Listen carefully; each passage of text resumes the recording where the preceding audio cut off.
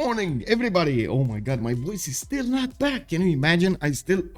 I did try to wake up a little bit earlier and I did try to talk a little bit around the house. Can you imagine? And still my voice is not up there. Well, I hope you can excuse me. I did just wake up a little bit earlier. I know you're not used to this voice, but I hope you're gonna like it. Hello there, everybody, and welcome to another CPL Premier game. This weekend we're gonna have a COC Challenge Civ Australia for the next points, and we're gonna need to see who is actually gonna snatch them. I did take a look a little bit on the website, on the CPL GG.gg website, where we did have displayed all of those challenge 1 brackets, so you can actually see them, who's actually winning, who's actually losing, what kind of games they do have in the future, and so on and so forth. Also, good morning, Eddie Coffin. Hello there, sir, and welcome. Kepor, good evening, sir. I did also notice Hazaki, bonjour, monsieur, et bienvenue. I'm not sure exactly how to say good morning in French. Kuiper, hello there, sir, and welcome. I hope we're gonna see a very good game today between your team and of course COC over here. Nemesis also, hello there, sir, and welcome. Wonderboy 420, good morning, and hello there. We do have also Bixby 1992, hello there, sir, and well, I guess it is kind of long time no see, because we did have that break, and welcome. Hello there, sir. How have you been doing, and what have you been up to? Share those pictures in the Discord, please. Also, Moonthreads, thank you so much for picking up the first promotion. Good morning, sir. Let me actually see what's going on over here. They are talking about the pre-game bans. We've talked a little bit about them in the previous, in the previous streams. They do have 4 pre-game bans, just as they did in the CWC, with Team 1 choosing first, Team 2 needs to choose 2 afterwards, and then Team 1 finishes up with the last one. This pre-game ban phase is happening before the map choice, before the map bans is gonna happen. So they are banning the civilizations that they are definitely thinking they shouldn't be in the game. Also, of course, you can imagine, I'm pretty sure some of the players will think about the strategy of trying to rig the map votes, trying to get onto a special map with, of course, the map bans before, especially targeted for the map. We're gonna need to see if anybody's actually gonna try that, but we did hear them talk in the post-game chat quite a few times, telling us that they did hint towards the map. They did target a certain map for that particular game, and they were prepared with a certain type of draft, so they can actually perform very well on that map. Well, looking at the game over here, we do have a few new additions on COC side. It looks like Tryndaehre has joined the ranks, so he's gonna play alongside the TaskForceFish, Ferno, and Ben this time. This is the second time this week that we actually get to see Ben in sorry, there we go. Ben in the games. Last time it was he was on SP8. This time he's playing for COC in the CPL Premier League. We do have on the other side, on Civ Australia, Commander Snake, Deskra, Damadar, and Bobnotarobot showing up for Civ Australia over here. And I gotta say, I mean, definitely I do know Damadar, I do know Commander Snake. He's been with us on the stream a few times, and I do know Deskra. He's actually Romanian. Whoa, okay, Romanian playing for the Australian team. Okay. Anyway, it looks like they are still not actually convinced exactly how to go through this pick and ban phase, especially the pre-game bans. Commander Snake is under the impression that it's going to be back to back, and let's see, Commander Snake is going to ban a Sejong first. Interesting. So it wasn't, wait, it wasn't COC the first one, but I think it should be, actually. Shouldn't they ban first? They didn't. Ban Scotland and ban Sejong, and then the first one was Gorgo. This was what I was missing. Banned Gorgo first over here in the pre-game ban phase. So yeah, okay. Scotland being banned second, Sejong being banned third, and then Khmer being banned as the fourth one. Interesting. All land civilizations, and of course very good performers on Highlands and on I would say even Pangea. I wouldn't really see, I mean, I guess you can play them on 7 Seas as well, but I wouldn't really see them a lot of the time was over there. Anyway, Aquarius Philosophy, hello there, sir, and welcome. And yeah, we got Deskra in the house. We're gonna need to see how he does in this game. I think we have streamed another game with him, but I don't know, a few months before. I don't remember exactly who, on what team he was, and so on and so forth. I think actually it was one of the CCC, like the previous CCC games. Anyway. It looks like Fish is saying that they're gonna draft without Ferno. I'm not sure exactly why, but anyway, they're gonna do it, and we're gonna start the draft really quickly over here. I'm sorry for the little, you know, delays over here, but there was a bit of a mix-up over there with the host. They didn't know who to host, and when they found out who to host, they didn't have BSM on, and we found that out after everybody got in the lobby, so we didn't to redo the lobby, and then we came back, and well, of course, we got here. Map pool choices. So with the first 4 bands taken out of the way over here, we do have the map pool choices for the players, and as you can see over here, we do have a few new additions with continents and islands, lakes, Pangea, Primordial, Rich Highlands, 7 Seas. We do have the Terra map as a stand-in for Pangea Classic Ridges, Tilted Axis, and Highlands. The normal Highlands is gonna be an option for them. And now that's definitely seem we do have a much bigger diversity when it comes to map pool choices over here, and I am looking forward throughout the season of the CPL Premier League to see exactly what kind of maps they're going to be played, and if we're gonna have these fringe maps sometimes being played. I would, you know, I really like this different content from a viewer's perspective, playing the game and actually trying to perform on those maps. It's actually quite a challenge, especially on those like archipelago maps, small islands, and so on and so forth. A lot of the times it does come down to RNG, what results you're gonna have, so the players do try to stay away from those kind of maps a lot of the times. But for us, for the viewers, oh my god, the little tiny moves, the fact that that galley is extremely important, the fact that a lot of the tiny details that in a normal game you wouldn't actually pay 2 cents on become extremely important. So that's actually quite how to say, emotional over there throughout the game.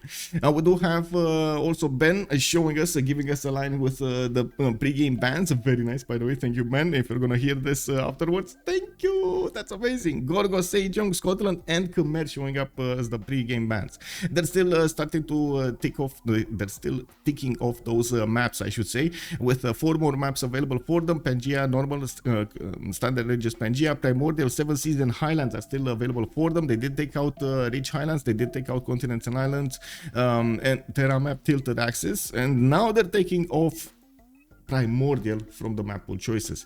I'm actually curious. I think this is Primordial with Classic Ridges, if I'm not mistaken. That is the default setting for the game, and I know there was an update on the Primordial map saying that they fixed actually the non-spawning of the volcanoes. Maybe I'm actually dreaming about this. I'm not that convinced that actually that there was that big of an update, because, well, I remember Primordial is in the 2 settings. One with the standard ridges, when of course you do get everything, you do get the mountains, you do get the a large amount of volcanoes, and then on the other side the classic ridges one, which didn't have a single volcano. Not it had that many mountains. It was just devoid of a lot of stuff. So yeah, I'm not sure if they fixed that, but it's 2 totally different gameplays on those different maps. Anyway, it looks like we're gonna have actually a long game in front of us, with Highlands being chosen over here, and it is not. Oh, it's a small Highlands. This is small Highlands. Or is it the regular? Okay, I think it's regular. Yeah, I don't remember anything being said. Small Highlands was actually an experiment that we did have on the CivAus squadrons in the in-between season. If you remember, we did have the Small Highlands, which actually was for 6 players map, not 8 players map. So the players did spawn much closer to each other, and they could actually war each other from an early beginnings.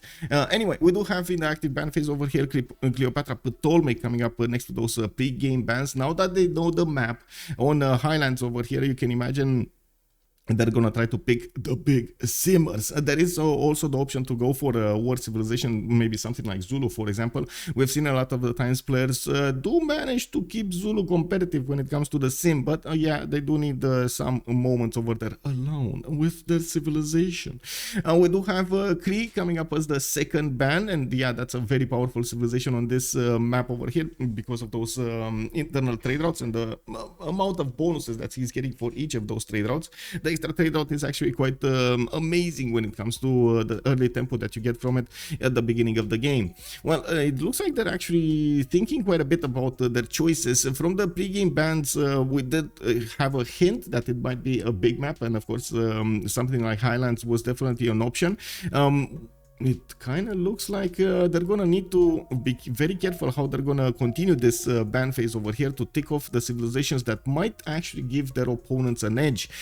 Sometimes you actually have to sacrifice your own, of course, possible advantages. If you have a player that is very well versed, for example, in one of the civilizations and really likes to play it, well, sometimes, I mean, he's gonna have to pick something else because it's just, you know, you don't want to take the risk of your opponent taking it.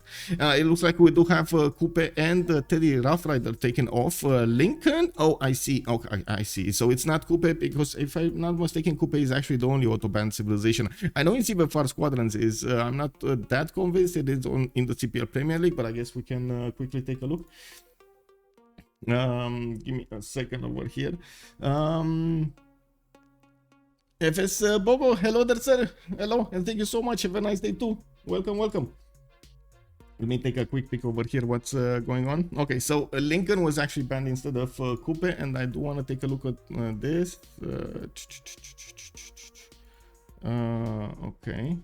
Okay, give me a second so I can try to get to the channel over here, the news channel of the CPL 4v4. If you love the stem, okay, no, pre-game bans. Maori and Mansa Musa. Maori and Mansa Musa are the auto-ban civilizations of the tournament of the CPL Premier League.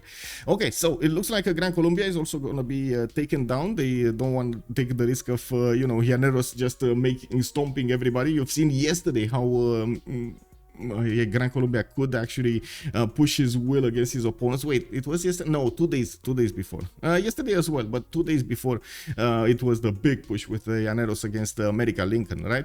Now we did have also Spain as the 6th ban over here, and well, now Ben is gonna need to pick something. He's gonna have the first choice, and then we're gonna have Civ Australia pick 2 civilizations. TaskForceFish is gonna follow up with the second choice. Now there still are very good civilizations when it comes to seeming bonuses on this particular map, but I am always looking forward to see these surprises coming up from these boys. A lot of them did try out civilizations of a different kind, and sometimes, of course, they do manage to perform very well in the games with fringe civilizations that are barely getting played. But it looks like today we're gonna have something as more of a comfort pick for Ben. It will be Ghandi over here. He really likes Ghandi. Actually, I think we've seen him play Ghandi so much in the previous 10 games that we've streamed with Ben over here. I'm pretty sure India has been showing up, popping out of the crowd over there. Well, we do have Commander Snake and Deskra that need to follow up with their own choices on Civ Australia. There definitely are strong choices that can perform well against Ghandi as also. I do have to mention, even if they did ban Sejong at the beginning of the game, that we still have Sodok as a possible option for them. And not to mention nations like Vietnam over here, Rome, and which is very flexible. Oh my god, yes, the flexibility. Man, Rome went to the gymnastic class, you know, when he was little. That's what happened. And then we do have, of course, those tundra civilizations that, to be honest, we haven't seen in quite some time. Canada or Russia were something like a must pick in the previous seasons of the CWC. Now they're just not appearing as much as before. And this is a bit of a surprise for me. And of course, hopefully they're gonna fix it. You know, that there is a problem that if the players do believe there is not that much merit in picking those civilizations, there definitely is a problem there. We do have Chandragupta coming up over here as the second Indian civilization showing up in the game, being picked up by Civ Australia. This is the war India. Chandragupta here does definitely have quite a few advantages when it comes to a war over here. From the +1 combat strength for each building in the Holy Site district for the newly trained military units, then the shrines and temples will grant you more bonuses with 1 movement and 1 site respectively. We do have also Deskra looking like he's gonna go for Tamar, Georgia showing up again in the games. Even if we didn't actually see the Kevsuits shine yesterday, we might actually have this opportunity today. It kind of depends on the highlands, because yes, there is a chance that you might actually have an opponent close by, like maybe in the 3rd city count or something like that, 3rd city range. But to be honest, a lot of the times the distance between the players is quite big, and especially at these timings like Kevsuit timings and Corsair timings, well, the Kevsuit timings, I would say, or Meta times timings, even Musket timings are very hard to pull off because of the distance between you and your opponent. At the same time, of course, the coursers can definitely perform over there with the extra movement they benefit from. They do quite well covering the territory, and especially if you do get bonuses, and we've seen what happens when Matterhorn shows up, right? It's impressive. Let me actually switch the screen a little bit here. Okay, there we go. We got this, we got this. We do know the map, so I can actually put it on the screen over here. There we go. Pangea. No, not Pangea, sorry. Highlands. Okay, there we go. There we go. Okay, so what do we have? What do we have? Fourth pick over here. It will be again a safety pick over here. Rome is always gonna be a good pick. We do have Trajan being picked up by TaskForceFish alongside India, and of course on the other side we do have Chandragupta with Tamar as the two first choices for Civ Australia. Basil the second is gonna come up in the 7th choice over here in the active ban phase. Of course, we've seen the players whenever Basil is banned that they do try to go for Theodora, and it is kind of a hit and miss. Actually, the two games that we've seen with Theodora this week in particular didn't actually win them the game. They were coming close though, especially in the second one. They were very close to winning that naval fight against Lincoln. We do have also Hungary being taken down, which of course we've seen so many times be a chaos maker on the maps with the ability to levy the city states just all across the map. You know, the map is your playground. We can see those Hungarian troops take down cities, not to mention pillage, push civilizations in from different angles, and of course try to do as much damage as possible, even if it is just the economic damages and production damages. Of course his opponent will need to somehow defend against what's coming against him. Anyway, we do have the two last remaining choices over here. Of course they're ticking down the clock quite a bit. It looks like Saladin is going to be the next one. Interesting choice over here for them in the 9th choice. We've actually talked a little bit about Saladin yesterday when we did I did here on the stream over here, and of course I do have to echo that statement. We didn't really see that much Saladin in the last few weeks. Players just didn't want. If I remember correctly, the last games with Saladin were being played by Ulysse or Fritos de la Vega. Very few others did try to make Saladin shine. Anyway, TaskForceFish over here with Rome. Okay. Oh, Eleanor of Aquitaine being picked up by Damadar. We do have Pericles here as the last ban, and that concludes the ban phase. And now we're gonna see the last 4 picks here, and let's actually take a look what they're gonna go for. With Damadar actually going for a gold civilization here, I'm actually surprised we do see Eleanor of Aquitaine instead of the normal Age of Steam Victoria or Age of Empire Victoria. The players, of course, did notice the update that was done to Eleanor with the difference in point acquirements for the great works.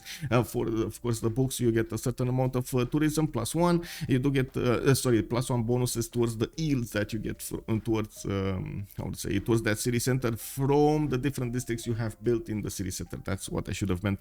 That's what I should have said from the beginning. You do get the +2 art for artifacts, and you do get the +4 for music. Okay, it looks like Genghis. Oh, second pick is Genghis. Oh, I like this. Okay, I mean, we might actually get to see some Keshiks running around the map, even though, like I said, it's very hard to pull off those medieval timings, especially on this map. Distance is quite big, quite I would say quite hard to actually cover the map very quickly. But there is an advantage. Keshiks are cav units, so they can move very quickly. Let's actually see Frederick Barbarossa. Oh my god. Okay, I like this. We haven't seen Germany actually being picked up in a competitive game, and I don't remember when. It's been so long, I don't remember when it has been picked. Of course, Hansas are amazing when it comes to the production. You do get an extra district slot on Germany, and usually late game, it's extremely powerful. It is extremely powerful. You do need to get to guilds to actually get that extra slot in each city for districts. Now we're gonna see them, of course, switching their civilizations according to their preferences. Let's actually see who's actually gonna play what. We do have Ben easily picking Ghandi. Commander Snake is gonna go for Frederick Barbarossa. We do have Damadar on Tamar. TaskForceFish is on Genghis Khan. Deskra is gonna be the one on Eleanor of Aquitaine. We do have Tryndaehre playing Wilfred Laurier. Ferno is on Rome, and we do have Bobnotarobot switching slots with Deskra, by the looks of it. I'm actually curious if they're gonna switch their civilizations or not. I'm actually okay. They're not switching. Oh, Fish is on Genghis Khan. It's like okay. I mean, no, he switched. Okay, Wilfred Laurier over here. Fine. No. Okay, that's not Wilfred. Well, we do have a Tundra Civ. It's happening, boys. It's happening. We do have, by the looks of it, Tryndaehre being prioritized over here for the great people. Wilfred Laurier is going to get the first slot to command the Snake coming up next to him with Frederick Barbarossa. I do have to say Frederick Barbarossa, or I should say Germany, is extremely problematic late game when it comes to its ability to do so much production. Now we're going to need to see, of course, how much he's gonna do over there with the culture. Yeah, exactly. Finally, Germany. Also, Jeru, hello there, sir. What is this draft? Yeah, indeed, it's a pretty good draft. I don't know why they don't pick Germany instead of Ghandi. Don't like India. Well, it has its perks, and a lot of the times, actually, it does really well. It performs really well. Of course, in very good hands. We do have Ben over here playing Ghandi, and I'm pretty sure he's gonna make it shine. He has a lot of experience on Ghandi. Let's put up that prediction. Give me a second over here. Manage prediction, start prediction. Who will win? We do have not who will win. Sorry, how many remaps? How many remaps? Hello. Not this. Okay. How many remaps? There we go. They do have one remap token for each team. Of course, so turn 10 we're actually gonna have a pause. They're gonna choose if they want a remap or not. Both of them can actually spend their remap token at the first remap vote. So we're going to see if it's going to be 0, 1, or 2 remaps. You have the choice of actually gaining more points by correctly predicting the outcome of this remap cycle. Okay, first map. Let me check settings. Give me a second. Okay, it's fine. Okay, so let's see the first civilizations. Oh, we got India over here, but it's actually India is going to be the last one that we're going to look at. We do have Rome with the Silta to the southwest. That is going to give him that extra culture. We do have Ferno over here also with quite a few cities around him. The biggest problem is the fresh water. As you can see, he doesn't have that much fresh water near his cities. Not that big of a problem, but still a bit of a tempo slower over here for Rome. He will get the opportunity to build the baths. They are half cost. It will be easier for him to get the fresh water coming up from these mountains, but of course he's actually going to have a bit of a problem with the housing at the beginning of the game. Lucky him, he actually gets the monuments for free, so he can actually spend that production into something like granaries. Ew. Anyway, let's actually take a look at his neighbors to the southwest. He does have actually Alpha over here, but it's going to be one of the last civilizations we're going to talk about. It's on the other side of the map. To the east side, he does have Germany, which did actually spawn on the coast, and it does look like he does have a geothermal fissure in the city center. We do have him also with a reef fish to get that extra food, and I do notice he's going to have some sheep tiles over here to get the things going. Hey, Firehammer, thank you so much for the raid, sir, and welcome everybody. We're watching a game from the CPL Premier League, a 4v4 competitive scene from the international server. It's at the moment we're seeing Civ Australia, which is being played by the right side team, going against left side team, Deskra with Damadar, Bobnotarobot, and Commander Snake, and on the right side we do have COC, Change of Circumstance, playing over here with Ferno, TaskForceFish, Ben, and Tryndaehre. Yes sir, it's going well. Thank you so much for the raid. Let me actually give you a shout out over here. I need to actually there we go, big shout out. Thank you, my man.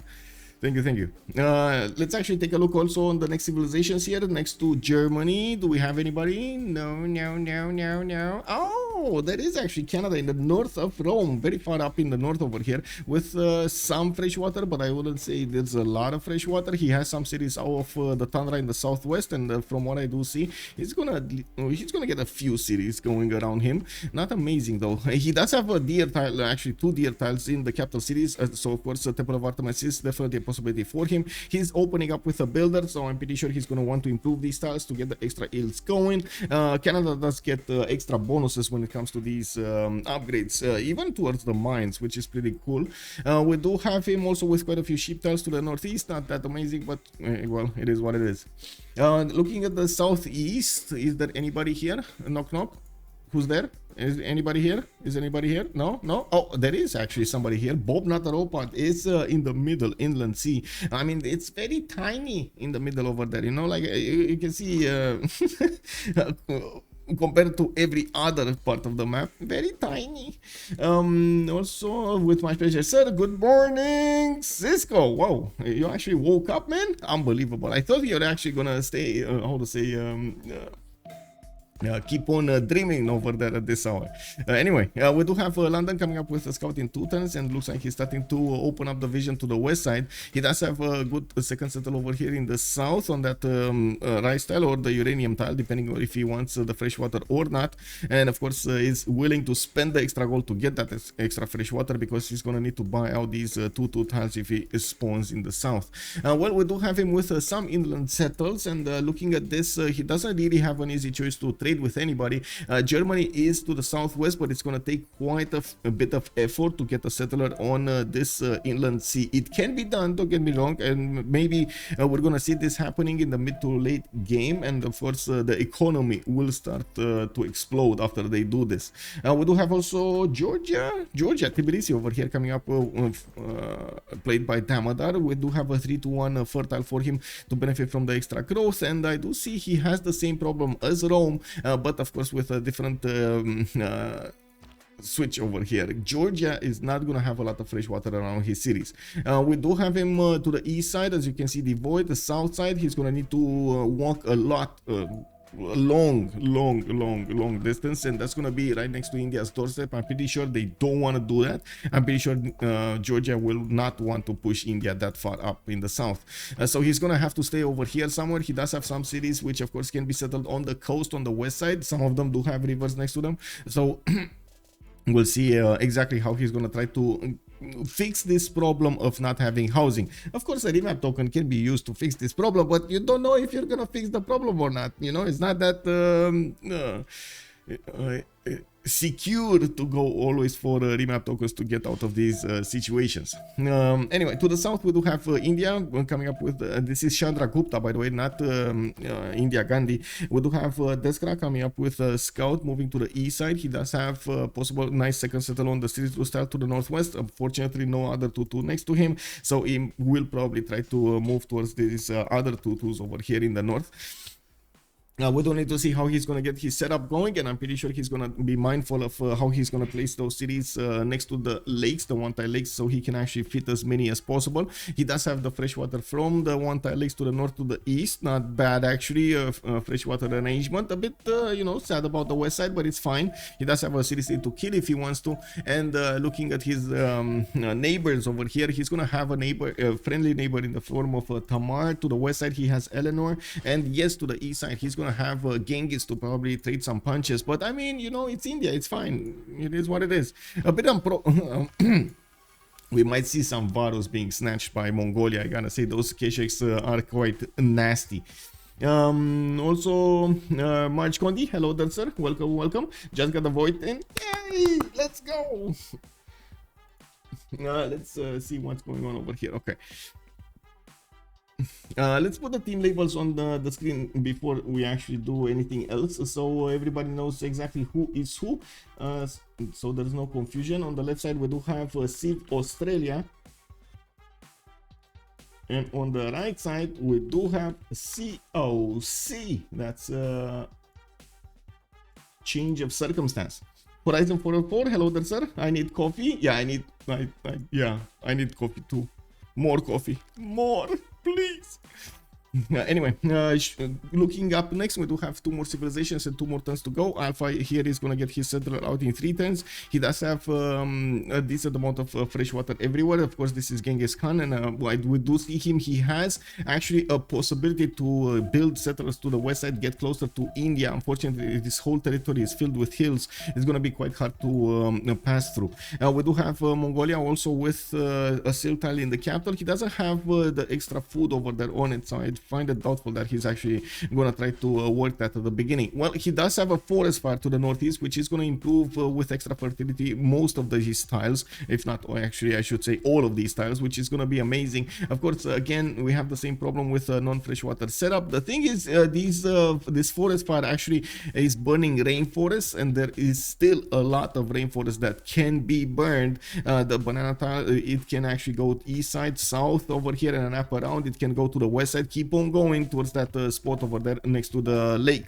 That would actually help Alpha quite a bit.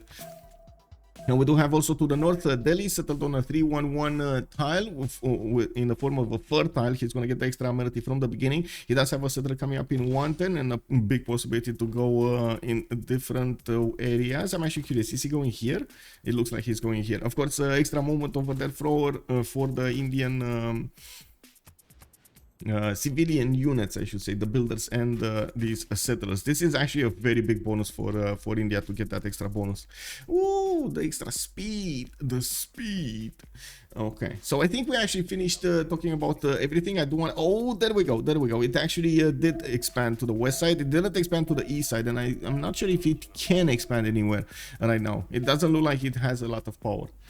Anyway, forest fire north for fish. Yes, indeed, that is amazing. His yields over there are gonna be insane. Of course, like looking at the different visions, we do have one team clumped up quite a bit, Civ Australia, and then on the other side we do have the other team clumped up, but they're divided by the map wrapping around. They're still close to each other, so yeah, they can actually protect each other with nobody right smack in between. It looks like COC is gonna go for a remap token here, and they're actually gonna give. Oh, he doesn't see a single part of it.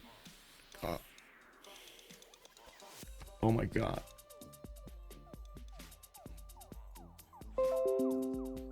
I want to screenshot this. I feel like I need to screenshot this. Yes, I need to screenshot this. I don't know where to play. I think I'm gonna put it in my Discord. Yes, I'm gonna put it in my Discord. I mean, they're remapping, right? So there's nothing happening. It's fine. It should be fine.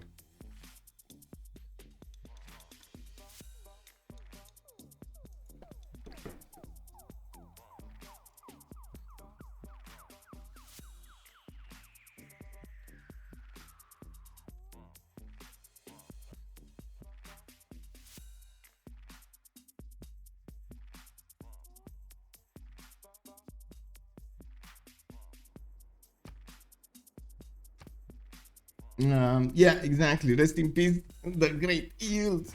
Call up, hello there, sir. Fished a Khan, and I have to leave for work in like 15 minutes. Oh, I'm sorry. I mean, you can catch it afterwards. It's fine. It's gonna be saved on Twitch, and I do get the opportunity to put them on YouTube a little bit later.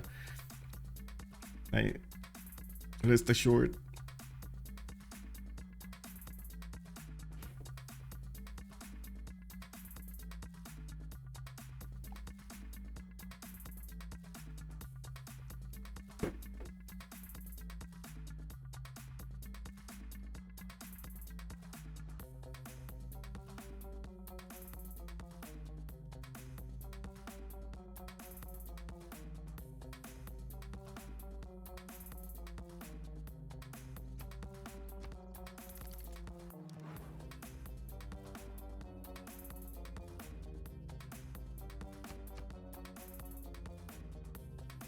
Okay, let's see what do we have.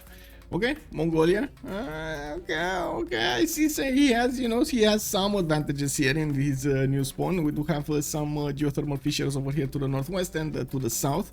He's gonna get a lot of adjacency towards campuses. Not bad. Does he have an opponent to go against? Apply his full might and power of the God-given Genghis power. No. Actually, yes, he does. This is Freddy Barbarossa to the southeast, and lo and behold, we do have an enemy for Genghis Khan. We're gonna need to see, of course, if they're gonna keep this map. There still is a remap token on Civ Australia, and we do need to wait for them to actually make a decision for turn 10.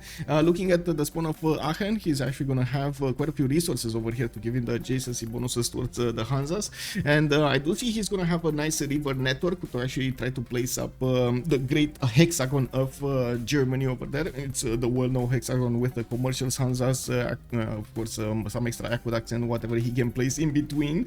We do have scout coming up in 3 turns, and I do see the players are starting to pin the map to try to figure out exactly where they are on the map. Well, okay, let's move forward. Eleanor is going to be in the top part of the map this time. He's going to have a very big inland sea. Does he have anybody to populate it with? No, he's actually going to be all alone over here with the city of London, with some tiles on this peninsula. He does have a reef also to the northeast. That's going to give him the adjacency towards campuses, and I do see Ha Long Bay to the north over here. No problem to actually get that going, but I'm pretty sure he's gonna get shipbuilding before he's actually gonna get that settled. It's very long to actually go all the way around. Anyway, we're probably gonna see cities on the west side, east side, southeast, and maybe even later on the other side of this. He does have some inland settles also to expand his territory here, but of course he's gonna want the Royal Navy dockyards built as soon as possible because, well, they are half-cost districts, and you get quickly to an extra trade-out capacity. We do have in the south also a decent amount of distance between him and Canada. I do have to point out also Bobnotarobot is the ally of Frederick, so he's gonna have probably free reign over all of this territory without that much fear that Canada is gonna come against him. We do have Deskra over here in the Tryndaehre in the south with Canada. He does get a builder in 7 turns, and he has his 3-1 base. I don't see him benefiting from camps at all at this moment. Oh wait, yeah, no, he doesn't. I saw some little tiny things over there, and I thought they're deers, but they're not actually. No deers, no Temple of Artemis. Bad juju spawn. Nah, not good. Anyway, he's gonna have some very nice cities over here. Regardless, to the northwest, he can definitely settle the sugar tile over there. He can get quite a few cities in the east side with fresh water. That's not actually bad as a perk, but again, no Temple of Artemis does mean a much less performing capital, basically. Let me actually again switch the screens so I have the proper things going. Gumowi, hello there, sir, and welcome. Dobry, Dietz Dobry, is that like hello there or something? I don't know what that means, but Diet Dobry. Oh my god, I need to put it through Google Translate. Give me a sec. Oh, good morning. Oh, I see. And how do you spell it? Dzień dobry. Oh, dzień dobry. Dzień dobry. Dzień dobry. Got it. Now we do have to see also the production of Tryndaehre over here. Looks like he switched it off, but it looks like we're gonna need to take a look at Chandragupta to the east side. Chandragupta is the opponent again of Canada, so we might actually see them poking a little bit later on in the game. I'm pretty sure they're not gonna actually cross horns over here, cross paths. There's quite a bit of distance to cover in the tundra, and I'm pretty sure India is not gonna be that happy of going into the tundra. He can definitely put a city to the south, but going full into the tundra with cities is not what India has in mind, I'm pretty sure. He can put a city here to the west side next to the mountains. He does have a geothermal fissure over there to settle. A nice second settles actually to the northwest, to the west side over here on Mount Vesuvius. Not bad. He's gonna get the extra production on all of those tiles adjacent to that wonder. And as you can see over here, he's also gonna benefit from some extra culture coming up from the marble tile. A lot of stone tiles actually. 1, 2, 3, 4, 5, 6, 7, 8 stone tiles around his territory, and I'm pretty sure I didn't actually catch them all.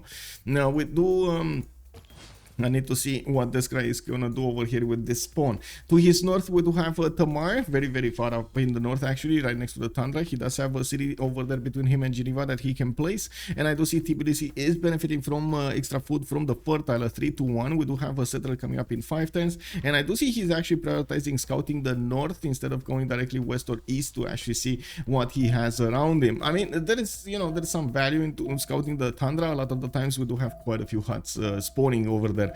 Anyway, next up we do have India. To the east of him, Damadar is gonna have an opponent over here in the form of Ben. We're gonna need to see how they're gonna lock horns. You can see the land between them is not really easy to cover, especially with the early units, maybe not even horses. So I'm pretty sure at the beginning we're not really gonna see armies passing through from the west to the east. But when we're gonna get to like maybe turn 50 or something like that in the mid game, we're probably going to start seeing those. We do have a coffee tile benefiting Delhi for that extra culture. He does, of course, his 2-2 base from the BCY mod. And as you can see, he's getting an extra scout in. I do see him with a nice possibility to go for a second settle to the southeast, where he not only has a lot of chops, but he also has mountains to give him the adjacency towards either holy sites or if he wants campuses opening over here. It does look like Ben at the moment, he's going for astrology. So I'm pretty sure the holy sites are going to be the way to open for India. Also, then they need another remap. Yes, exactly. Also, Uzi Mafioso. Hello then, sir. How are you doing? How are you doing? Good morning. Good morning.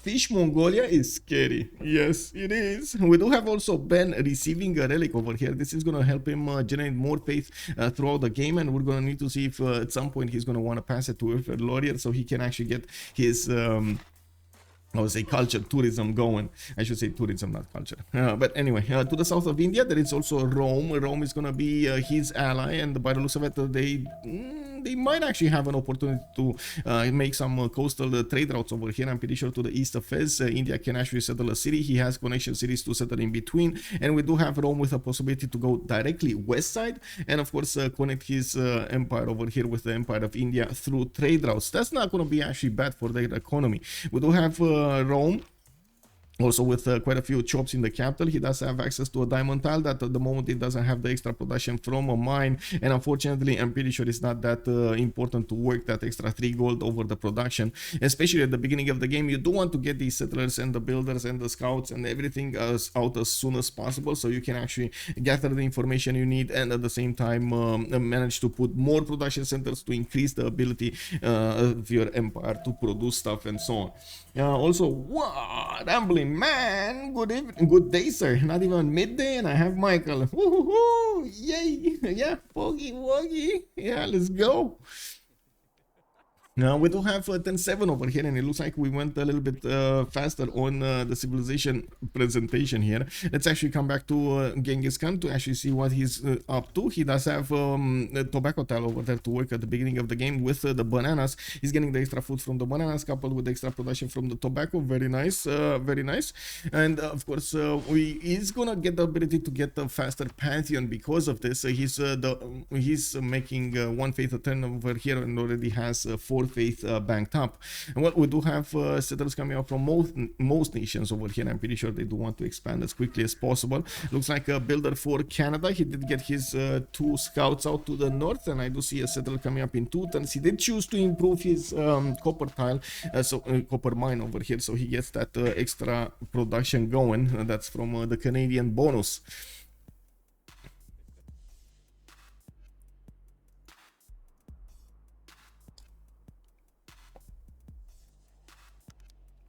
Oh man. Okay. 10-9. 9-9-9. On Rome over here, I do also want to point out that he's gonna have a decently big desert on the east side where he can actually go for both pyramids and Petra, which is going to make all of this land amazing. I do see him also with a decent amount of space over here to the northeast.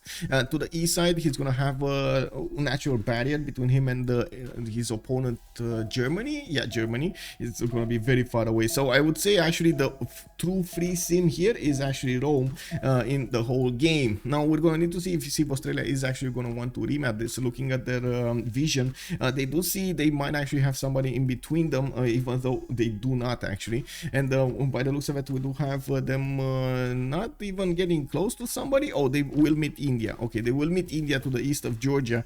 Let's actually take a look over here. Pana not meeting anybody. I'm pretty sure he's quite far away from any enemy unit. We do have meet up over here. Germany is gonna know about Mongolia to the northwest. He doesn't know about the loyalty pressure yet, so at least he's aware that there's gonna be some distance to cover for Mongolia to get to him. I do have to point out Mongolia is actually sending a settler in his direction to the southeast. We do need to see exactly where Fish is going to want to plant that. He can go for this too quite easily. Next to that, that's another tobacco tile with sheep tile, I think. So yeah. Anyway, we do have a revamp choice. COC voted the first one. They voted to remap. They used the remap token. We only have Civ Australia remaining with one. Let's actually see if they do want to change this map or they want to keep it. I do have to point out Tamar over there is gonna probably hold against Ghandi with no problems. Eleanor of Aquitaine over here is gonna have a lot of free sims, so you gotta take that into account. Germany should have the production necessary to actually trade punches with Genghis Khan, but he needs to be very careful. And then we do have Chandragupta over here, quite far away from his opponents. Or the only opponent he has is actually Deskra, Tryndaehre to the southwest. Deskra is gonna have his only opponent in Tryndaehre to the southwest.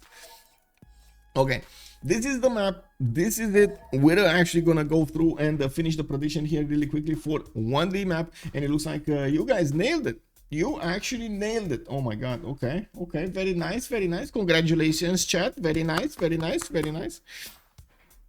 Let's actually take a look at the civilizations again, look at the strategic resources, while of course we're going to see the early moves. We do have Mongolia moving to the east side to settle that city. Looks like he's going to benefit from horses to the west side of Alpha, and we do have an iron tile also on the west side of Alpha, but it's in the third ring. That's actually going to be quite expensive to get. I do have to point out that Fish at the moment is not prioritizing getting his cities next to these geothermal fissures. Even if it gives him the extra adjacency towards campuses, it doesn't look like he's going to have a plan to go full into this from the beginning of the game. He might be a bit more aggressive, needing those encampments, needing other technologies to make him worth. And I say that, and then boom, he's actually going for writing. Interesting. Okay, well, we're gonna need to see how he's gonna use it. Especially these cities over here still will have good campuses. We do have a +3 over here between the mountains. There's possible +4 or 2 over here. Oh, sorry, 3 or 2 over here.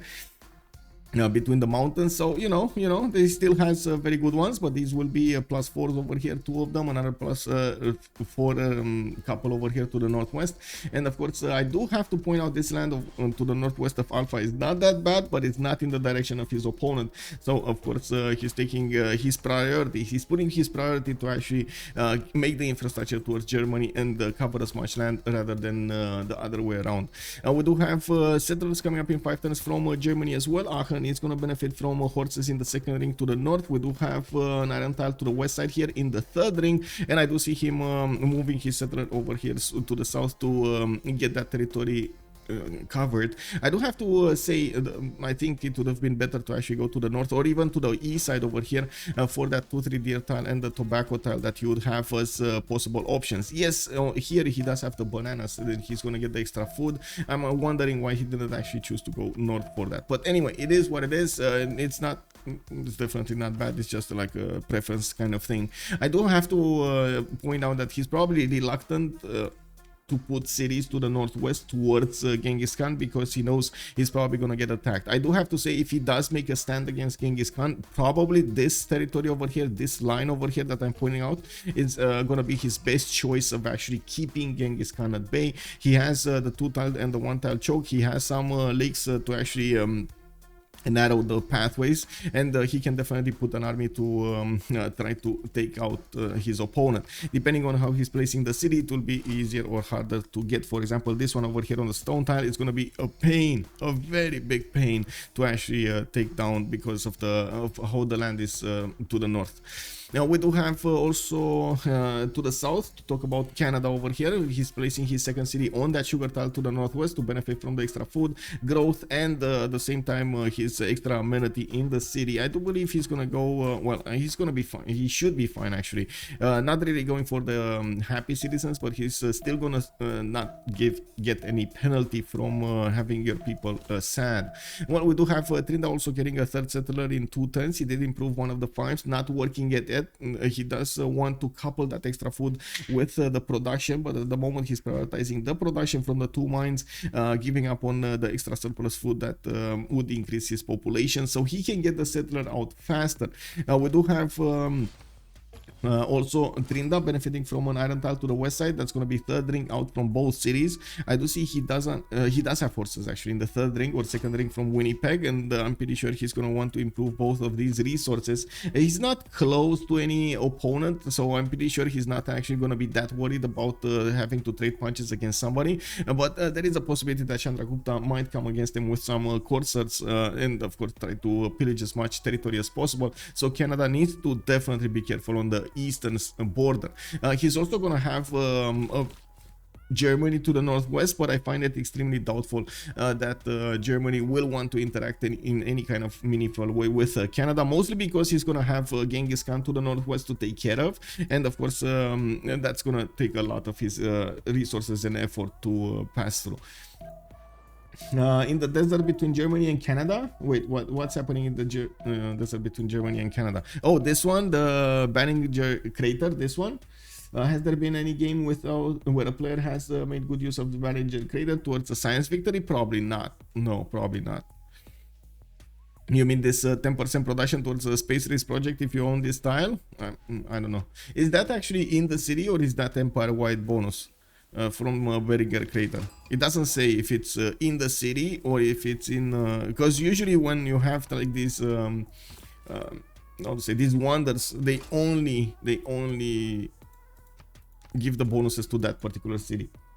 Who has the best trade routes? I would say actually COC has the best trade routes. India and Rome will probably have the best trade routes. There is a possibility that Tamar and Eleanor will actually get the trade routes going over here. As you can see, Georgia has an open coast that he could jump on, and I'm pretty sure he's going to trade with the English capital. So I wouldn't say actually either of them have better trade routes than the other. Both of them have the same amount possible. Now we do have to talk about Eleanor here in a little bit more detail. We do have him with a horse tile next to the city center of London, and I do see his iron is going to be quite cheap to acquire. To the southeast, he's going to have it in the second ring. We do have another settler coming up in 2 turns, and I do see he has a pretty powerful settle over here, making me wonder why he did not actually go to the southeast. He did discover this territory, and of course, yes, except the fresh water, he would have had quite a bit of food coming up from the bananas. There is, there is that the counter argument that you might actually get to grow the city a bit too fast for your ability to get the housing for that city. So yeah, I can definitely understand that one. Now we do have also to take a look at his possible choices over here. That I'm pretty sure we're gonna see another city to the north of Bristol, and initially he's starting off with the monuments. I do see he's choosing toward the citrus, so he gets the faster pop over here in Bristol, and with the extra gold from that maze tile underneath the city center, is gonna add a little bit more gold to his bank. Not bad, 10 gold per turn at the beginning. Definitely not bad. Now we do have Chandragupta next to talk about with the early holy sites. He's gonna get a +3 next to the mountains there, and I do see a +2 over here to the west of Patna. I do see a third settler also coming out right after he built the holy site. Now he's starting to acquire the points in the Great Prophet, but it's gonna take a while until he's actually gonna acquire enough of them to get the Great Prophet, and we're gonna need to see what kind of religion is he gonna want to go for. Now usually we do have Canada going for Jesuit education and something else, but we don't really have Canada going for something like Feed the World or choral music, even though of course we did have some cases of that happening. Usually Tryndaehre, if I remember correctly, the last time I saw him, he did prefer to go for Jesuit education over something else, but this time maybe he's gonna go for something different, because I don't see a holy site here, or do I? No, that's a campus. Okay, so campus opening is playing a little bit differently. Well, to be honest, yeah, the land, man, the land. Anyway, now we do have Panda also benefiting from an iron tile right next to the capital city. I do see his horses are gonna be a bit further away than ideal. He's gonna have them in the third ring to the southwest. He could settle cities closer to them, especially this one on the stone tile over there to the south, or even in the tundra on the 1-2 tile. It's still gonna be a 2-1 base, and you can get the other tiles over there to work. We do have him with a pretty good settle towards Samarkand also, which is a city that he could definitely take out and get closer to Canada. You can see the distance between him and Canada is getting very, very small if he takes Samarkand down, and he's not going to be forced to actually go through the tundra if he does that. RIP not discovered yet? Yeah. RIP. This, he doesn't know. He does not know about the Mount Vesuvius. Anyway, moving forward, we do have India with already a pantheon. He did get that early relic, and as you can see over here, he's getting a trade route from that capital city. He did choose to go for city patron goddess, which gives him the 40% production towards the first city in a city. This time he did choose already to go for holy sites, and I do see him getting another builder. It's a bit surprising to me that he's not trying to get immediately for a third settler, so he can actually get more production cities going in the next part of the game. He has a problem with food by the looks of it, being forced to work those 1-3 tiles without extra food coming up from anywhere. It does take quite a bit of a toll on the population acquirement in Delhi, or growth I should say in Delhi. You can see it takes him 12 turns to grow to the fourth pop, and I'm pretty sure he definitely wants the fourth pop to place down another district. We do have him going for holy site prayer projects, actually switching from the builder. I thought he's going to want to get the builder so he can improve some of these wheat, or at least one of the wheat tiles, so he can get that extra food point in and be able to grow the city of Delhi much faster. I do see Calcutta doesn't have this problem, of course, with the banana tile over here. He does have horses in the first ring, iron tile in the second ring, easy to acquire, easy to improve. A lot of cities to actually cover on the west side. I'm pretty sure he's going to discuss and debate how he's actually going to connect his empire with Rome's empire to the south with trade routes. I'm pretty sure also we're probably going to see that happening after they're going to get Wieselbanken, both of them, so they can actually benefit from the extra food and production from trading with each other. We do have to the south over here also to talk about Rome. Looks like Rome is gonna get his second city settled on the northwest. It took him quite a bit of time to get here. He did choose to put it next to these spice tiles, which of course, as you can see, is gonna give him the extra production and extra food. We do have traders coming around, so he gets the connection towards Rome, and I'm pretty sure we're gonna see Magnus internals here. We do have a fourth settler already ordered in the city of Rome, and the third one is gonna settle on the east. Now I do have to also point out this geothermal fissure between the mountains is going to give him quite a few very, very good campuses. We do have a +4 over here, a +3, a +3. There is a possibility for him, of course, to use the reef tiles to get a +3 in the city of Rome, for example. It's a pretty good campus adjacency here for the city of Rome, and to be honest, we've seen this from quite a few civilizations. So yeah, very nice scientific highlands. Very nice, very nice. In the city of Rome, he does have a builder starting to improve the tiles to the southwest. I do see he has a horse tile on the east side. That's going to be 3 rings out. That's quite expensive, and I don't see iron anywhere unless he actually settled on iron. I don't see it anywhere. Oh no, I see it. It's over here. Okay, I got bamboozled by the volcanic soil. Okay, it's on the third ring to the west side. It does have the extra food coming up from that volcanic soil, extra fertility, and yeah, it is what it is.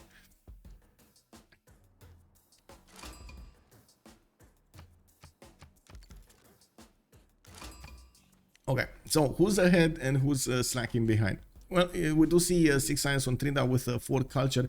I do see TaskForceFish is on 6 science with 8 culture. It looks like even with Genghis Khan, he's charging ahead. He did put his third city to the south, Charlie, and I do see he chose God of Open Sky as a pantheon. He's going to get the extra culture coming up from all of these improved pastures. He's already got a builder there, improving the sheep tiles. He has actually 2 more horse tiles to improve here to the west of Alpha and northwest of Charlie. That's going to give him enough horse production so he can keep on pumping those horses against his opponent. We do have The campus has actually chosen for the adjacency a +2 here in the city of Bravo. We do have a +3 between the mountains in the city of Alpha and the +4 in the city of Charlie. That's going to be a lot of science very, very quickly for Mongolia, and he's going to need to handle that science. He's going to need to somehow be able to get everything he needs at that particular moment when he needs it.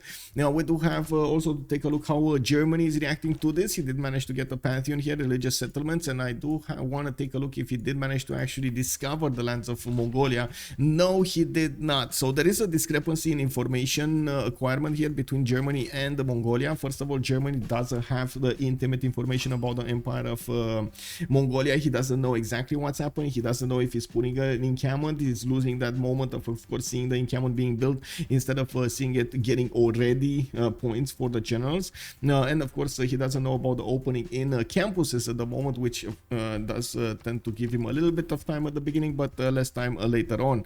We do have Germany also with some monuments coming out of his cities, and by the looks of it, he's also starting to improve his horse styles here, so he benefits from the strategic resources. He does have 3 horse styles that he can benefit from with 1 iron, yeah, I think, no, 2 iron tiles, okay, 2 iron tiles. We do have him if he is benefiting from religious settlements, he's also benefiting from extra production towards settlers and extra tile acquirement at the beginning when you do settle the first city. I am, I'm expecting him to actually go for a fourth city here, and I do see him going for currency immediately here. He's in 4 turns gonna get the option to actually put down some commercials.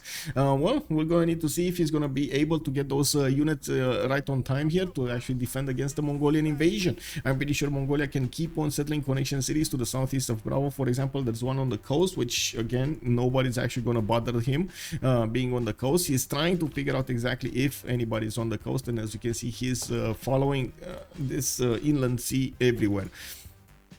Eleanor did manage to get his 3rd city out to the southeast, Plymouth, for a 2-2 base with multiple bananas there.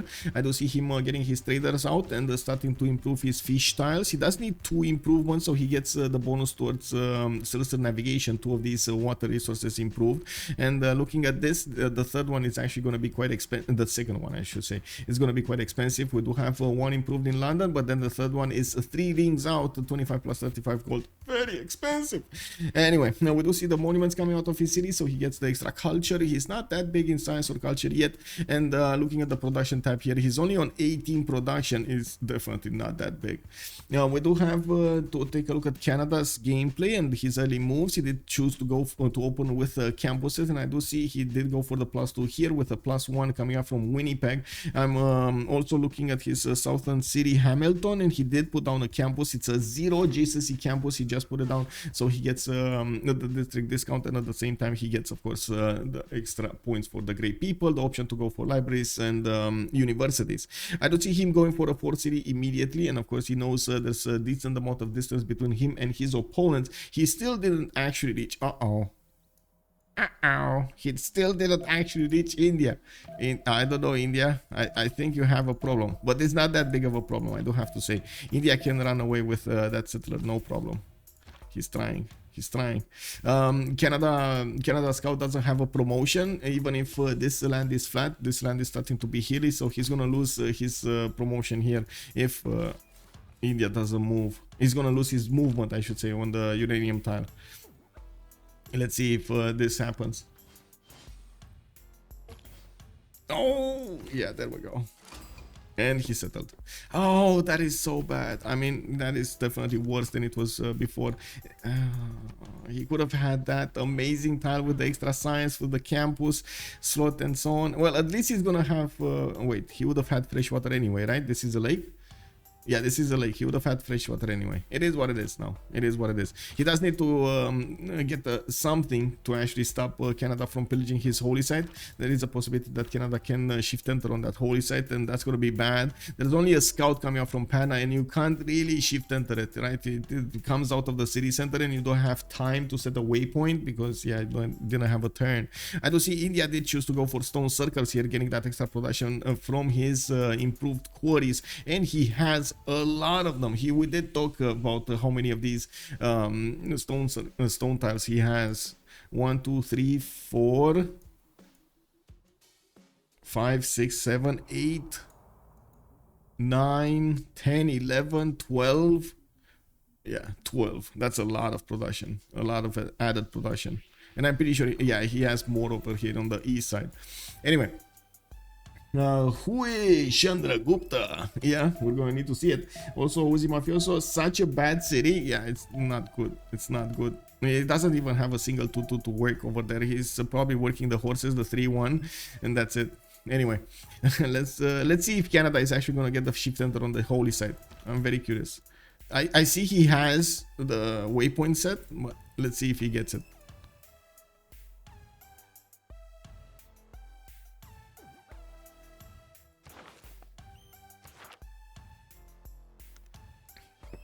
Wait, did India did that? Okay, there we go. So Canada did shift enter over there, and he's well, he's gonna get counter punched a little bit by India, but before he's gonna die, I'm pretty sure he's gonna pillage the holy site and the shrine. That's actually gonna be quite nice. It's gonna slow down India's ability to get the great prophet. He's on 3 great prophet points a turn now, and of course we do have on the other side. Actually, I think we have a religion on on Ghandi. Looks like Ben did pick up ASDA, papal primacy with feed the world. His shrines and temples will provide him the +3 food and +1 housing, and he's gonna get papal primacy away from Tamar. He's not going to allow Damadar to actually benefit from that extra bonus he has. I'm a bit surprised we don't have the third choice. Why did he not choose the third one? Oh, there we go, Stupas. He went for the 3 faith and the 1 amenity. Okay, there we go, there we go. Moksha establishing in the city of Delhi. I do see new settlers on the way or getting trained over here in the city of Calcutta. He is defending his holy sites from being taken over. You can see how careful he is about this. I do have also Rome picking up a pantheon. God of War and Plunder is going to be his choice today. He has that fourth city going to the south here, probably on the maze style. And I do see he has a builder coming out of the city of Rome with granaries in Lugdunum. I'm a bit surprised about this choice to go for granaries in Lugdunum. I think it's because he's working the 1-3 tiles, but he can definitely swap a few tiles over there to get and buy this horse tile, for example, to not get the granary and work something useful, you know, like an extra city. Hello, settler. Anyway, let's actually take a look at Tamar here. We didn't see his opening, and I don't actually see him generating a lot of these great prophet points. I do see he did finish his holy site with a shrine in the city of Tbilisi. He's still working in Zugdini on a holy site, and Batumi didn't actually place one down. And we do have him with Earth Goddess as a pantheon. He's gonna get the extra faith from his charming and breathtaking appeal tiles, and he has quite a few of them sprawling out his territory. I do have to mention that a lot of the times actually Earth Goddess dwindles down over time because most of this territory will be covered in mines, and mines do apply a -1 penalty when it comes to appeal to the tiles around them. So yeah, that's a problem. Wizzy Mafioso asking about Erascore. I think everybody is actually gonna get it, but let's double check this. Bobnotarobot actually has a problem. 15 out of 19 points. I'm pretty sure Frederick Barbarossa is gonna get it. They still have 6 more turns to work with. We do have Commander Snake over here getting his 4th city soon and 5th city soon from Magdeburg. I do see he's in the tech side over here. He's going he just finished currency, and he's going to get craftsmanship next turn with Magnus going inside the city of Aachen. He's starting to place down his commercials. Interesting choice to not place it next to a river. He probably has a plan in place for how he's going to set up his Hanzas and everything else around this territory. So we're going to need to wait for him to actually start to buy those tiles and pre-place his districts, so we can actually see what's going on through his mind. I do have to point out Mongolia next to him is starting to charge ahead with 17 science and 11 culture. TaskForceFish is going to be very quickly on stirrups with of course the ability to get those kishaks out, and on mercenary timing. He's gonna get extra culture from these pastures. He already has 4 of them improved. He has a few more to improve if need be, and pretty good settles on the other locations. I do see 1 city to the northwest, at least 1 city to the northeast, another one over here, so he can easily go for 7 to 8 cities in with this territory and keep on pushing Germany. A little bit bad that of course the land between him and Germany is filled with hills. That's basically highlands. You can't really go around this. I'm pretty sure he using extra cities, for example 1 over here in the corner, is going to give him the ability to get the traders going, and that will create a pathway, making it much easier, much easier for those reinforcements to come onto the front line. Let's actually take a look at Eleanor here. What did he do? Getting his, of course, video cards going. And I do see he did get his era score. He's on 19 out of 19. He probably finished the first Royal Navy dockyard in the city of London. Getting another one in Bristol and another one in Plymouth. We do see also lighthouses coming around quite quickly and magnets establishing over there in the city of London. I'm pretty sure he's going to want to go for those early trade routes over here. But I gotta say, it does feel like it's a bit slow. It's a bit slow. 8 science and 7 culture. He's getting the gold, so that's going to be a good added addition to his team. We do have India also finishing up his monuments. Now he's waiting for his others to get a religion over here, and I'm pretty sure we're going to need to take a look over here if Chandragupta is going to get those points. Wait a second, did he? Okay, he got his shrine pillaged, but then Tryndaehre moved away. Okay. That moved away, and he got his scout promotion, so now he's going to be quite fast on the hills over here. You can see he's actually trying to get to the east and go and come back to the north by the looks of it. Or is this some weird type of waypoint that got set? Anyway, we'll see what he does. We'll see what he does. I'm pretty sure he can actually pillage the holy site anyway. We do have traders coming around from Madurai, a fourth city coming out from Patna, Moksha establishing in that city center, and the moment he doesn't have the strategic resources improved, he does have a builder working in the north with only 1 charge remaining, and he doesn't have a single horse or actually an iron tile next to that city center in the northeast. We do need to see, okay, India did close the choke, so push back Canada to go towards Samarkand. Okay. Initiation, it's actually coming up for Canada. He's getting pillaged. Germany did get a scout in the city of Winnipeg, and I do see England did get this scout on the campus. He's going to get the science going. He's going to need to be fast on it, by the way. Bobnotarobot is going to actually need to spam this pillage button so he can actually get that pillage, because there's a archer coming around, and I'm pretty sure this slinger can do enough damage so the archers finishes the job. We do have actually India also pillaging another mine over here. They got a lot of gold right now from Tryndaehre. Looks like they're farming him. They're farming Tryndaehre. Oh no! We do have Governor Moksha established in this capital city of Canada, and of course the other campuses are starting to come alive over here. And we do need to see if India is going to manage to get another one of these pillages going. And of course, since Canada does have defending archers, it's going to be significantly harder. There's a fourth city also going to the southwest over here, and of course, by the looks of it, he's going to be forced to put it in a non-freshwater placement. He can aqueduct it, definitely, no problems with that, but it's going to take quite a bit of time for this city to be higher than like 3 or 4 pop. Now we do have a third and a fourth city coming. A fourth and a fifth city coming around from Mongolia. I do see Alpha is busy building that settler, and another one coming up from Bravo. Charlie is gonna get a builder to continue improving those tiles and maybe get some chops in. I do have to point out he doesn't really have a lot of chops, like 1, 2, 3, 4, 5, 6, 7, 8, basically in the early adjacency of his cities. Maybe a little bit more if he actually spends the third ring tiles, but anyway, that's not really a lot of chops to actually pump out an army. So I'm pretty sure he knows already that he's gonna need to rely on hard production rather than chops to actually get his units out. We do have a Gavronplatz actually being placed from the city of Alpha. It's actually quite far away in the southeast, and it does give us an idea that he's gonna try to put as many of these districts next to that Gavronplatz as possible. This is floodplains, unfortunately, so these are actually floodplains, unfortunately, so that will cause a bit of a problem when it comes to the risk of getting floods and destroying that how to say, that district. India over here, amazingly, he didn't actually get his third city. Okay, there we go. He got his third city down.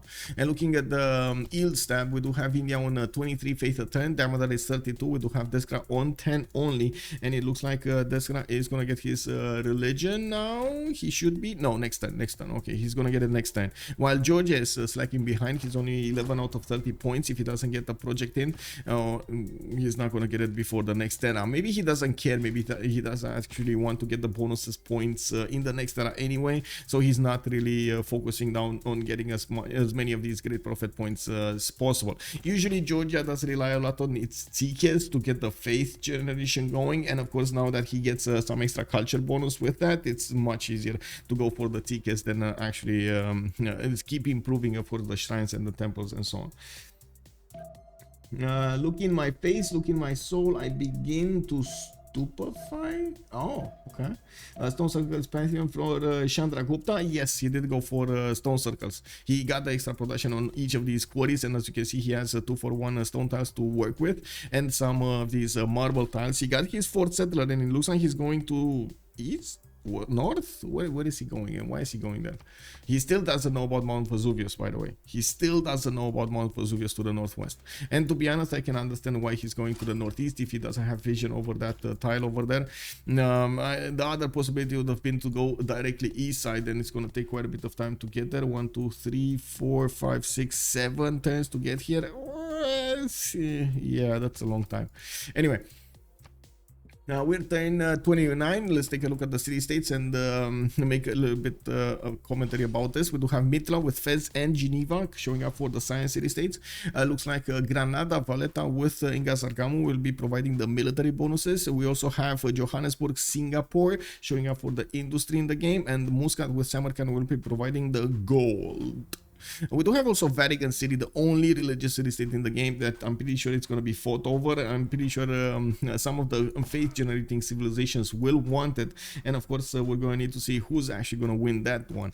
We do have Mongolia still getting quite a bit of a lead over Commander Snake. I do see TaskForceFish is about to hit that 200 science acquired in the game mark with 151 culture. Commander Snake is only on 114 and 93. He's definitely is lagging behind his opponent. We do have Germany also putting down, sorry, not Germany, Mongolia putting down the first encampment coming up from the city of Bravo, where it got to 4 pop. I do see Charlie is also going to need a little bit of love over here to get to his 4th population, and of course we do see that Mongolia is starting to expand to the northwest with a 4th city. We do have a pause here, and we don't know exactly what's going on. Oh, 2 minutes, okay. Oh, toilet break, okay. Cisco, hello there, sir. How are you doing?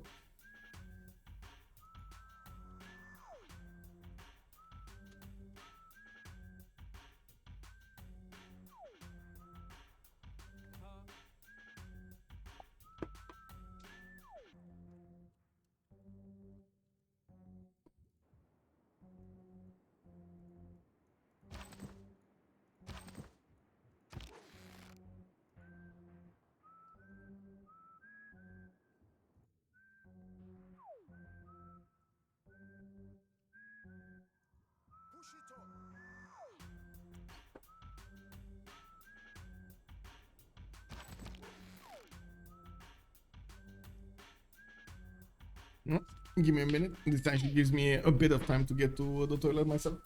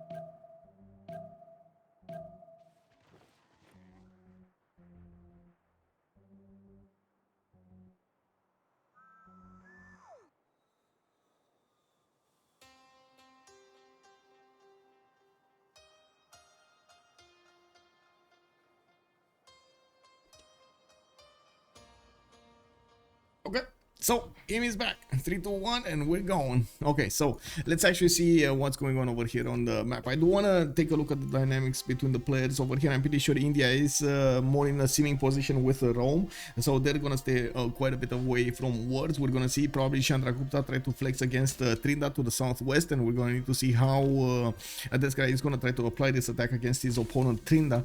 We do have also Germany that will need to fight Mongolia to his northwest. Of course, it does seem like Mongolia is going to take his good old time to get his other cities going and then try to do something against his opponent. There is a possibility that, of course, with the settler from the city of Bravo, he's actually going to get another photo city against Germany. But unfortunately, he does need to go through this German scout, which it doesn't look like he has the firepower to do. As you can see over here, the scout is not going to have enough damage to take care of the German scout. Nothing much happened yet, just everybody feeling their way around the map looking for the pillages. Yeah, basically. We did have almost settlers pillage over here from Canada. Settler snatch. India did make the quick moves and settled a very bad city for his not escorting the settler. I do have Georgia getting another city to the west side here. I do see he's getting his 5th and 6th city out from Tbilisi and Zugdini. We do have Pingala establishing in the city of Zugdini, and of course still quite a bit of time for him to get everything going. Looks like also Audience Chamber is going to come up from the city of Delhi. He placed the Cavern Plaza in such a way that he's going to get a +3 campus as well next to it, and of course the possibility to make aqueduct and maybe a better industrial zone over there. We do have him getting his other monuments. 4th city coming up from Calcutta. I'm a bit surprised we don't have a 5th one, but of course with his faith generation of 29, he's starting to acquire a decent amount of faith. So when he's gonna hit that monumentality, if he goes monumentality, he's gonna have the opportunity to buy these settlers with the faith, and of course go for the builders so he can improve his territory. We do have Rome opening up with commercials. I do see already 2 of them got finished, another 2 of them will finish soon, and he's starting to acquire the great merchant points. Coleus is the first great merchant. We don't have Hypatia first, but Mongolia with Canada are making quite a few points, and it does look like it's only England making the great terminal points over here. Gaius Durius. Mongolia did put the card in for the general. I do see him making 2.3 great general points a turn. I'm pretty sure that's because of the card. I'm very surprised about the placement of Ravenna though. Very surprised. Like, this is not something that I would have imagined we will see from Rome, because of the coastal trade routes that would have been so good between him and Ferno. Yes, there is a possibility for him for India, for example, to put a city over here to the southeast and trade to Rome through this inland sea instead of through the western one. So, you know, all in all, it can work out. We're going to need to see a little bit different strategy being played out between them. It's fine. We do have Rome getting his irrigation going, I'm pretty sure. I do see a builder on a spy style. There's like no reason to be on that spy style if you're not going to improve it. Fish got spawned. Dragoș, salut domnule, bine ai venit. And yeah, Fish did get a good spawn. Did definitely get a good spawn. You should have seen the last spawn Fish had. He had like 20 tiles of rainforest fire. He never discovered. Like 5 tiles away from his capital to the north, and they remapped it. Oh my god. Anyway, but yeah, today he got spawned.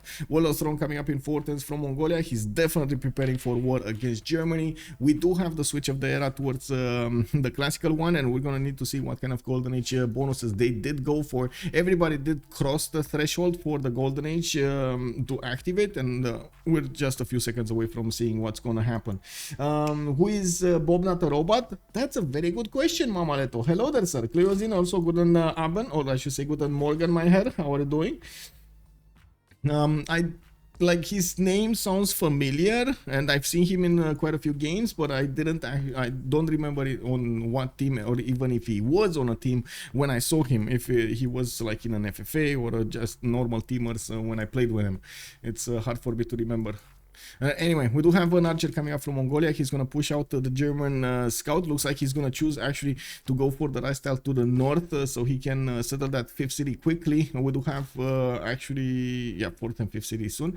We do have the settler on the west side about to settle as well for a possible +4 campus. I'm definitely expecting a few more campuses coming up, a few more, encampments coming up from Mongolia. We do have this unique building of Mongolia that usually is built before he's actually going to start pumping out the units. Getting that extra movement on the cabs is always very important. We do have the Ordu over here as a specializing building. Replacing the stable, it grants you the ability that gives 1 movement to heavy and light cav units trained in the city, alongside that extra 25% combat experience. It does, of course, need the encampment to build, and we're probably going to see Charlie over here get to his 4th population and probably put another encampment down.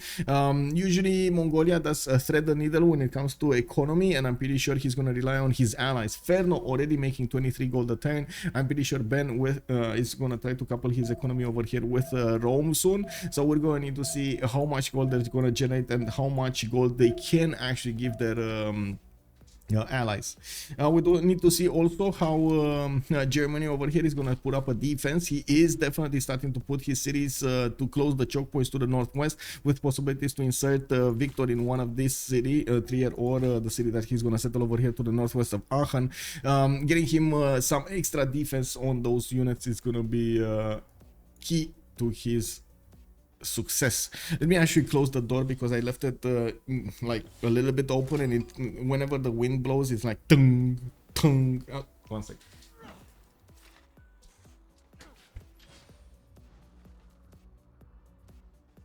Okay, there we go. I'm happy now. I'm happy. Jeru, he's a French player from La Confiture d'Irel. Oh, I see. Thank you. Did you leave the door open for the little kitty cat access? She's not actually coming to me. I don't think. I mean, I think she saw this office, but she's. I didn't actually keep her here for a long period of time. I'm afraid to let her on the stairs, and my grandma also is afraid about this. She's kind of tiny, and the stairs in the middle, actually, you know, they have like a hole you can actually drop in. Yeah, I know they're cats, they should be smart and so on and so forth. But why push your luck, you know? And she's not actually allowed on the main stairwell to go freely up and down. Oh, Builder Snatch coming up from India on Georgian defenders. We do have Chandragupta with a Monumentality Golden Age still on 3 cities. He's getting his Wallow Throne going, so you can imagine what is going on through India's mind. Deskra over here is also putting a few campuses and more holy sites to gather those extra yields. He did get 12 science with 24 culture, 42 production, and 26 faith a turn. Did manage to establish a religion. Choral music with a pilgrimage is going to be the bonus here for the extra culture from the shrines and the temples, and that extra faith from each city converted. We still don't see him actually getting a few classical units out to take the city of Samarkand down, but I'm pretty sure that's going to happen at some point.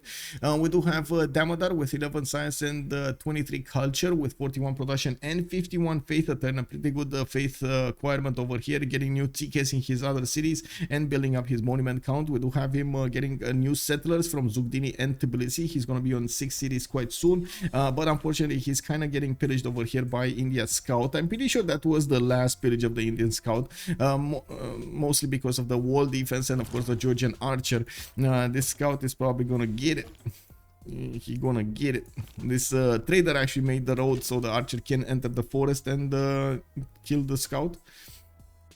Anyway, we do have Bobnotarobot also with a pen brush and voice golden age, 11 science with 19 culture. Eleanor here still on 3 cities. He did actually start to build his ancestral hall, so he gets the free builder coming out from his newly put down cities.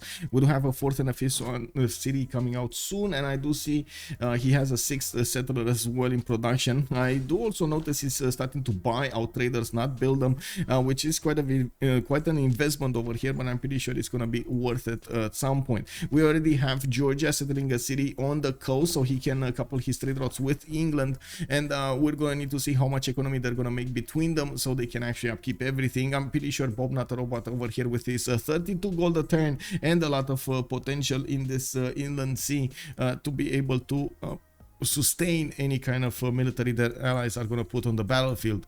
Now we do have also Commander Snake to talk about. 15 science with 23 culture already, got his commercials down, and as you can see he's making 2 great merchant points a turn. Only 2? Wait, what? He has 1, 2, 3. Oh, mines did go for something else or didn't go for anything. He got a +3. This is from Trier. This is from the other city. Mines didn't put something on. Okay, he has 3 commercials. You know, he's gonna get 3 points. He didn't actually yet go for his markets in the commercial, so his trade routes are gonna be delayed, which I think it's a mistake. I think the trade routes actually would give him more bonuses than the audience chamber all in all for the production and the food that you get towards that Magnus city. It is quite expensive though. We do have builders coming up from multiple cities over here, and of course we're gonna see him start to improve his territory quite quickly, trying to get as many of those tiles done as possible. Looks like also Ferno with a pen brushing voice golden age on Rome 5 cities. He's getting his commercial hub investments going, so he can actually have access to Zankian. The first grey merchant did get picked up by him. It was Coleus, granting him a copy of a resource, and at the same time getting some faith.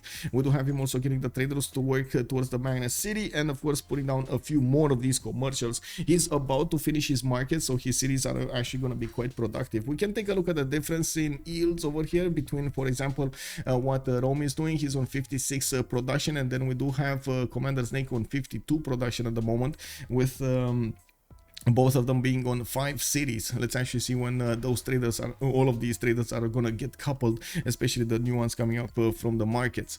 We do have Damadar also being settled towards him. You can see that he's gonna get India is probably gonna get the opportunity to put another city either on the maze or in the south of Ahmedabad, and straight directly to the capital city of Rome, create a pathway between those two capitals, Delhi and Rome, so they can actually get the gold in. Now we do have a TaskForceFish here leading the pathways in both science and culture. 36 science with 30 culture. This is extremely dangerous for his next door neighbor, for Germany, since TaskForceFish is starting to acquire the science points so quickly. He's also gonna start to acquire the general points, and he's starting to get the production necessary to output an army very quickly. We do have him with Pingala establishing the city of Charlie. He does have another +4 campus coming up from Delta, and I do see he, of course, with his God of Open Sky, he's generating so much culture, 1 2 3 4 5 points at the moment, and he does have the opportunity to improve some more of these patches to get that extra culture going. And we do have him also with the encampment finishing up next time. He's gonna get the opportunity to make a project. I do see he did switch off the card, so he can actually get the points in with his encampment. There's nobody else in the game, so there's not much competition for those generals, so of course he didn't want to be the one that is spending that extra slot in his government, so he can actually get this going. No, also, can Ben snatch the Georgian settler? No.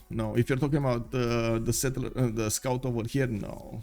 It was way too far away. Even if he had the promotion, way too far away for him to apply that power. No, we got Temple of Artemis coming up from Damadar. Okay. I mean, not bad.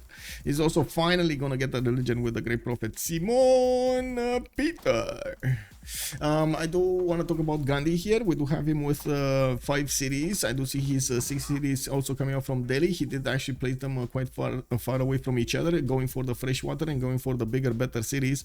I do see his first classical unit is coming out from Delhi. There is a possibility for him to take over the city of Fez and snatch it away from his opponent's grasp, basically. But they're also gonna give up on their bonuses here. And we do have him also getting wait, 2 more settlers. He has 5 cities and he has 2 settlers. Okay, so he's gonna be on 7 cities quite quickly here. He can't really place a city to the west of Delhi on the other side of this one tile lake, but he can definitely place it here, so I'm pretty sure he's going here. Yeah, he's going there. Yeah, he's going on the 1-2 tile. Anyway, we do have Tryndaehre also with 17 science and 28 culture next to Deskra 16 and 25, but they're not that far apart from each other. I do have to mention Canada did finish Hanging Gardens earlier, and he did manage to put down the entertainment complex. Okay, we do have him also with audience chamber coming up from the northwestern city, and I do see he's getting a 5th settler coming out from the southeast. Looking like his builders are starting to get the chops in and get the upgrades going, but very little production throughout his territory here. Only on 47 production, while this guy is already on 55 with the same amount of cities. And of course, yeah, we do have India's ability to get the faith generation going as well, while Tryndaehre doesn't really have any. We're going to need to see how Tryndaehre is going to manage to withstand the Chandragupta upcoming attack. I'm pretty sure that's coming, especially looking at what wait, whoa, he switched.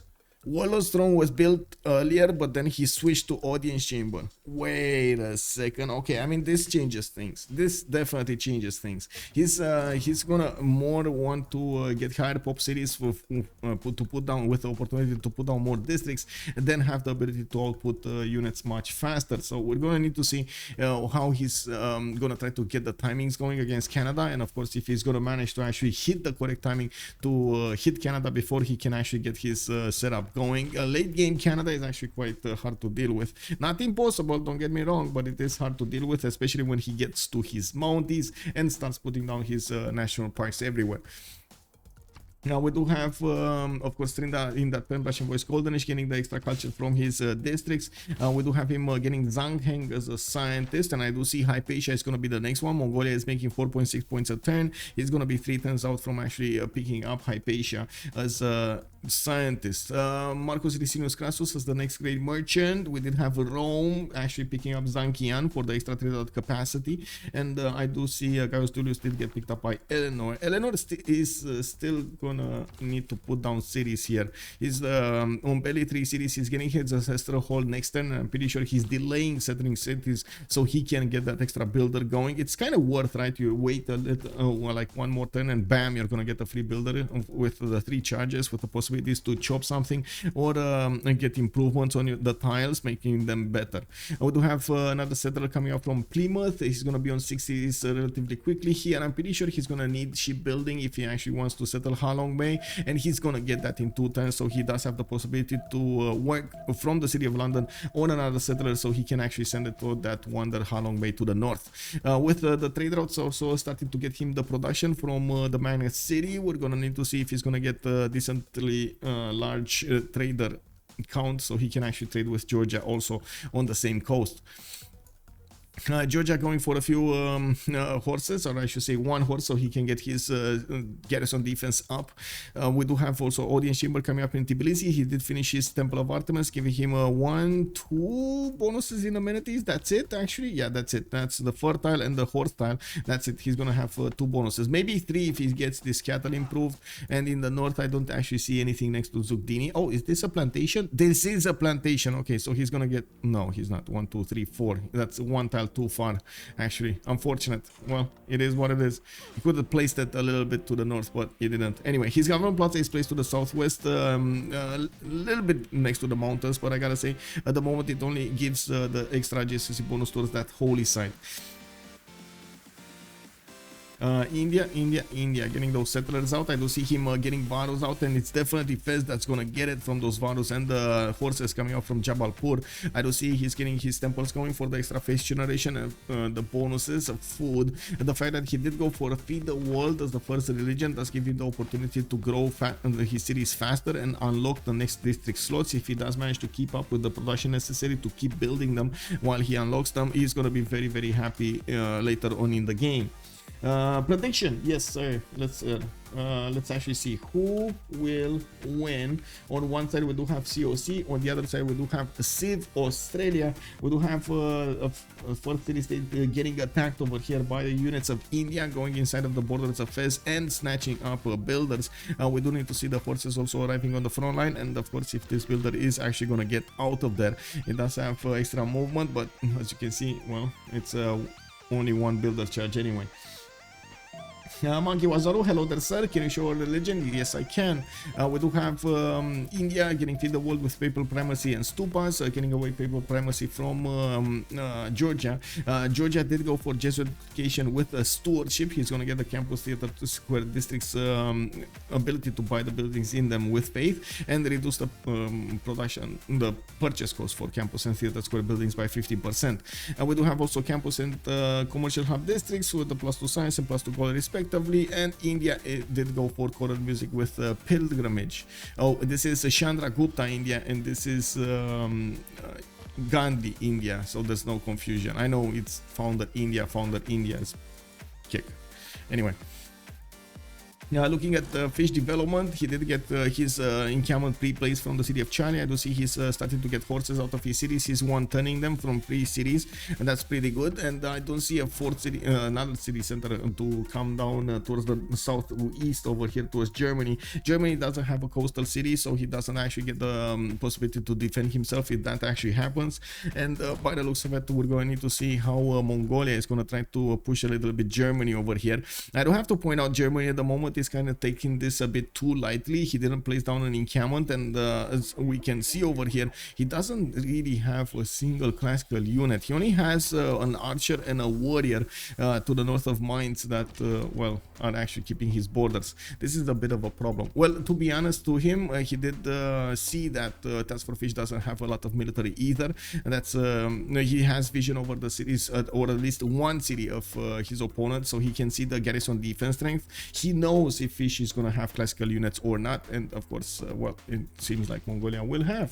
Now we do need to see also Mongolia getting his generals. I think he actually got one, or no, I don't think he got one. I don't think anybody got one.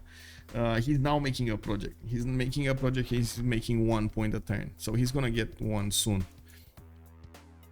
Prediction, I put the prediction up. We do have it, it's all good, okay.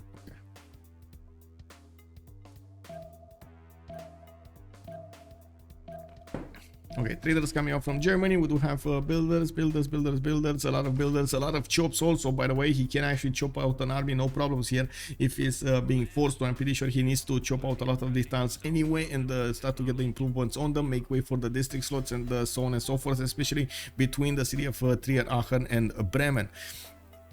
Now we do have TaskForceFish getting to 52 science and 37 culture next to Germany 17 and 33. This is again gonna be a problem. I think this is the third time I said it, but it's a very big problem. Civil service coming up soon from TaskForceFish. He's gonna get an extra +5 from the military alliance on him, and he's gonna boost it for his allies. We also see him getting Hypatia. Yeah, he did manage to get Hypatia for a free library and extra science coming up from all of his libraries. You can imagine he's gonna get, even if he's not gonna get the science right now, or I should say the technological advantage against his opponent, he's definitely gonna get it at some point. We do have him recruiting Hannibal Barca, and I do see he's getting another wave of forces from his cities.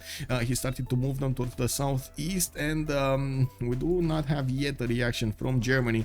We're gonna need to see how soon and how fast he's actually gonna get the information that the garrison defense strength did get boosted to 30 in the city of Bravo, the one city that he actually sees. Now we do have Rome also getting another wave of settlers and placing down his campuses. He did finish getting the traders going, and this is the moment that I was looking for to see the difference between the two developments. We do have Ferno over here getting his trade routes and jumping up to 87 production and 72 food, while we do have, for example, Frederick Barbarossa that did get his commercials but didn't follow up with the markets in them, sitting on 68 production on the same amount of cities. We do have an encampment, the first encampment coming out down from Germany. He's gonna get it to the northeast of this city, and I do see, let me take a look over here, how many points does he have? Canada making general points 3.4, India making 2.3, Mongolia just got one, and Germany is making just one. Okay, I do see Canada actually rushing Colosseum here and getting his Warlord Throne finished next turn. Oh, okay. I mean, I guess he's gonna keep his people happy. Now we're gonna need to see if that's actually gonna be worth it there. He did basically give up on like 2 extra settles to get Colosseum going. Did we check all of the pantheons? Divine Spark. This is, we didn't see actually England's Divine Spark, and we do have a setup going over there next to Halong Bay. I do see London is gonna get a theater square here, and he did place down his Gavron Plaza. Still no campus coming up from Bobnotarobot. 14 science with 21 culture. We do have him getting the lighthouses going for those extra trade routes. Still working on internals on the Magnus, so he gets the food and the production. Fez has been taken down. It looks like India's units did manage to successfully take down that city state, putting him on 2, 4, 6, 8 cities at the moment.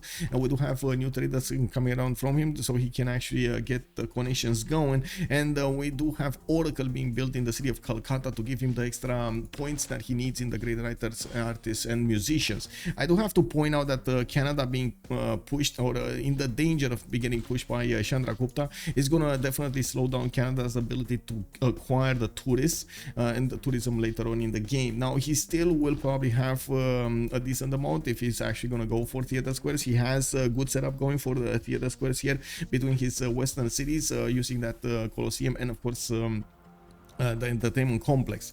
We do need to see also if Germany is going to manage to survive the initial attack from Mongolia. Germany has a very good potential when it comes to defending the culture victory because of that extra slot that he benefits at the guild's timing. He's actually going to get to place a lot of theater squares in between his cities over here to get those culture points up. We do have an initial attack. Mongolia is coming in with a few archers to shoot down the German defenders. We don't actually have Germany starting to get his things going here, but he's going for his civil service. And I'm actually curious, any of these builders are actually feudalism builders? I don't think so. I don't think so. These are just normal builders. Anyway, he did switch in mines. I think in mines, right? Hello? Snake were classical. That is so true. Yes, here is classical. He's getting a classical. Finally, he's getting a horse. But anyway, we're gonna need to see. I'm pretty sure Mongolia's horses, these for the next 5 turns, are gonna be much stronger than Commander Snake's, especially with the extra +10. Actually, it's +13, isn't it? It's Mongolia +3 from the Mongol Horde. You do get the +5 from the military alliance, and then you do get the +5 from the general. So you can imagine these horses are gonna be extremely hard to take care of. Now we do have also Ordu actually appearing in the city of Bravo. You can see how many horses he's getting. We do have also Mongolia starting to improve the tiles to the north. He did get 67 science with 38 culture. Definitely, oh my god, it's 3 times versus Frederick Barbarossa and has the biggest stick. Oh my god, okay, well that's a problem. That's a problem. Bobnotarobot is also susceptible to an attack here from the west side. There is a pathway going through the northwest of Liverpool that connects the lands of Mongolia with Eleanor, and I'm pretty sure Eleanor is in a much weaker spot than Germany. Looking at his production capabilities, actually they're quite close to each other, but he doesn't have a single unit out, nor does he have actually a lot of chops to help him get units out. That's one of the big advantages that Germany is benefiting from here. He has a lot of chops to pump out an army. He does need the builders to work them, but he's as you can see, he's getting a builder army from each of his cities. Wait, Uzi was asking me earlier, who do you think has the best spawn and tempo? I would say fish hands down over here. I also like India spawn. Fish and India, I would say, actually. But anyway, no, I think if there was another nation here instead of India with less movement on the settlers, it would have been totally different. But since he did have the extra movement on the settlers, he could actually move where he wanted to, even if it was a little bit further away than ideal. We do have actually Matterhorn. We didn't see this next to the city of Chennai. I somehow missed this. He has Matterhorn over there in the north of his empire. I doubt that he's actually going to use Matterhorn bonuses to ignore the heals and so on, and the extra damage, because I mean it will take so much of a logistical effort to get all of those units next to Matterhorn, get the bonuses, get them back, you know, clean them, feed them, and then send them on the front line. I mean, that's a lot of effort. Anyway, we do have Mongolia starting to get right close up and personal to the borders of Germany, and it looks like his horses are struggling to get there on the front line. I do still think it's a mistake that he didn't actually put a connection city so he can get the trade route going to build the route towards his capital city. It would have made it so much more easier, so much more faster for the Mongolian troops to get onto the front line. He even had a significant amount of chops here if he placed this city in the connection in between Bravo and Mainz. We do have an initial horse coming around, and you can immediately see the horses of Mongolia are way stronger than the horses of Germany. They're still going to take quite a few shots, so you do need 3 of these attacks to take down one of the horses of Germany. We do have spearmen also coming up from Tryndaehre. These are going to help him especially against the horses, but are not going to help him that much against the Keshiks. We're going to need to see when he's going to get men-at-arms over here. Commander Snake definitely needs to click on men-at-arms, and that's what he's doing. Military tactics coming up in 8 turns. He's just getting the pre-builds ready. In the meantime, also trying to get the science going. He did build his government plaza to the south, and you do see he put down a campus here. I do see his government plaza is benefiting from audience chamber, and I do see him going for encampment training projects, so he actually gets one of these journals. I do see Canada, it's 2 turns out. Wait a second. Okay, next turn Canada is gonna get a general. India made the project and I think got a general. So we got the 1, 2, 3 on Canada, and somebody needs to make another project, because Germany might get it. Somebody needs to make another project. It's either India or Mongolia. Mongolia not making projects. India. No, not making projects. Wait, does he even have an income down? Why is he making? Oh my god, he actually worked. Oh, this is the other India. Sorry, Chandragupta. Okay, he actually stopped. He got his general and then stopped. Okay, so definitely Deskra needs, Tryndaehre needs one to defend against Deskra's possible attack, and at the same time, I'm pretty sure Germany wants one. It is kind of the job of Mongolia or who was his ally that got it, or Chandragupta to get it. No, Chandragupta. Who is it? Or Canada. Yeah, Mongolia or Canada. It's Mongolia, Canada versus India, Germany, right? Here, yeah. So Canada here doesn't seem like he's gonna get two of them though. It doesn't seem like. With 3.4 points at 10, he's gonna have 19.3. He does need another one. Germany got it. There we go. Germany got it. So yeah, he got it. It's fine. I mean, it's not that fine for Mongolia, but it's fine. It's fine for the balance of the game. Okay, we do have the first horse taken down over here. It looks like the horses can do a decent amount of damage against the spearmen as well, with using their extra advantages right now. But this is before Commander Snake did manage to get to his civil service. I do see TaskForceFish over here not only already finished it, he did get it. He did get the extra +5, or did he? Wait, he doesn't have it. Oh, he doesn't have it.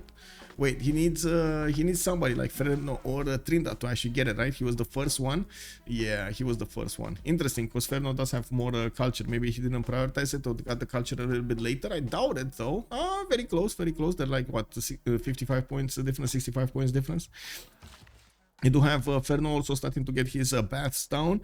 We are also going to have the takedown until the next era. It looks like Ferno is going to get more cities out, 2, 4, 5 at the moment, a 6th one, a 7th one coming around, and a wave of feudalism builders is also coming out of his city, so he can get his upgrades and his chops going. We do have India finally placing down the connection city to the south of Ahmadabad, which is going to create the pathways for the trade routes between the cities of Rome and India. Tamar over here, it kind of went down under the radar, but he did manage to get 35 cents with 33 culture. He does have 2, 4, 6, 7 cities, yes, and I do see he's getting new commercials, getting the temples going, and of course the campuses for the extra science. He did manage to get 96 faith a turn, and another builder got snatched away from him, only a 1 charge, so it's fine. I do see tickets are gonna get up there in 2 turns, and he definitely has the opportunity to pillage the iron mine. I'm a bit surprised that the Ben did not choose to actually delete the builder, but I think the timer was a bit too fast and he didn't have the opportunity. Looking at what's going on over here, we're going to need to see how Mongolia is going to try to get into the borders of Germany and delete cities. That should be his target. He can actually try to wrap around the city of Tryndaehre and try to ignore the German units. It's not like these spearmen can actually attack back against the horses, and that's exactly what Mongolia is trying to do. Try to wrap around and hit the city center instead of actually fighting the units. We do have Germany also trying to put a few more of these spearmen to close off a possible Mongolian invasion to the south of Tryndaehre. While we do have an amazing amount of forces coming out from Mongolia, it does seem like his whole empire turned into a horse training fiesta over here. Hey, Justice, guten Abend. Yeah, guten Tag, actually, sorry. Germany pick. I don't know. I mean, I honestly don't know. I like Germany, don't get me wrong. I really like Germany. It's a pretty good nation, as in very powerful in the game. I have no idea why it's getting, I mean, I know why it's getting ignored because of the timings and so on and so forth. Even if FFAs is kind of hard to pull off. But man, if you do manage to pull it off at the late part of the game, you're just benefiting from everything you want. Hey, I want a spaceport. It's all good. It's all good. 1/3, we finish spaceport. Wait, what? DNM998, thank you so much for the follow. So good morning, Linda. How are you doing, man? Hey. Oh man, Saturday gaming, the beginning of the day. Snake really likes Germany. Yeah, Yeah. I mean, I like it too. I like it too. I remember when I was still picking Germany after quite a bit of time of it not getting played in the games, and everybody, the team was like, "Whoa, why are you playing this very bad nation?" Well, I mean, you can make it shine, you know. Just woke up. Oh, nice, nice. Oh my god, and you catch my stream over here, me trying to wake up and trying to get filled with coffee and energy. Oh my god. I hope, Linda, I'm not gonna hype you up too much. I hope I will, actually. I'm sorry, I hope I will. I take that back. I hope I will. Anyway, we do have Tryndaehre coming up with another spearman next turn, and it does look like Mongolia will have 2 shots on it. It's definitely not gonna go down from those 2 shots, and we do need to see if he's gonna manage to pour through a few more of these horses. Germany does have a spearman to the northeast trying to defend, and I do see England is starting to get a few horses as well. Echo is going to finish pyramids in 5 turns, and we're going to need to talk about the era score soon. No Kishix yet coming up from TaskForceFish, but he did manage to take down the spearman and do the damage against the city of Tryndaehre. It looks like Germany is going to lose a city here. We do have a possibility for Germany to chop something out of that city of Tryndaehre. He does have the men-at-arms technology, so he can get pikemen as well from these spearmen. The biggest issue here is, does he actually have masonry to get the walls up? Uh-oh. Uh-oh.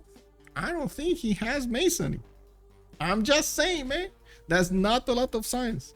But anyway, he did manage to get to 32 science and 42 culture. Unfortunately, that still puts him at less than half than TaskForceFish on 74 and 42.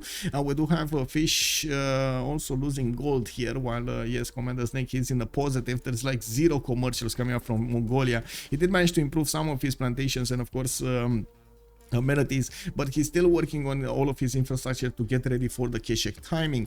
We do have TaskForceFish going for castles and Divine coming up in 2 turns. He's going to probably want to follow up this attack with a possible Corsair upgrade in the cities of Tryndaehre. Oh, he gonna get the walls. He had walls. He had walls. He had walls. Okay, big question. Can Fish take the city of Tryndaehre even through the walls? Okay, let's put up a poll over here.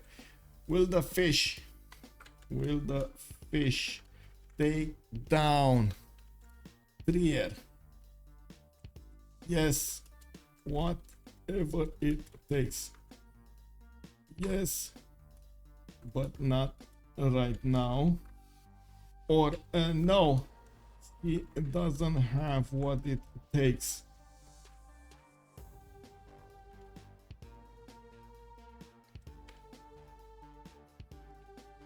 Okay, let's get going. Let's see. Is he gonna take it or not? Pikeman to Lagan, I don't think he has 50% discount card. Yeah, hello there, McKellen. Hello, sir. Yeah, well, we'll see. We'll see what Mongolia is gonna do here. Put the protection up. I've seen multiple times that the players are even trying to attack into these city states, taking down considerable amount of health from their own units to try to take that city. I'm pretty sure also there was a plan in Fish's mind to take a city down from his opponent, upgrade in that city center's borders, and then go towards his opponent with coursers instead of just horses. Well, now that the city of Tryndaehre did manage to get the walls up, it looks like it's going to be considerable amount of effort to take those walls down. There still are quite a few horses that can chip away the walls defense, and of course I do have to point out that Germany did plug in a horse in that city center, increasing the damage that he gets.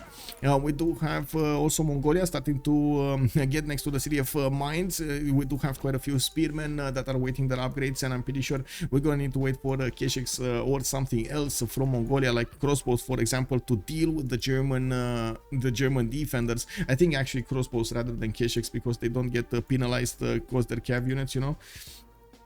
Now we do have Canada finishing up his Colosseum. We do have +6 happiness, +6, +3, +6, and +3. The cities are not that big in population, and of course we're going to need to see how he's going to try to follow up with new settlers. We do have him recruiting a general to the north, and I do see him getting a few classical units out. He's trying to expand to the north there for a 6th city soon, and well, we still have a problem in the city count on him.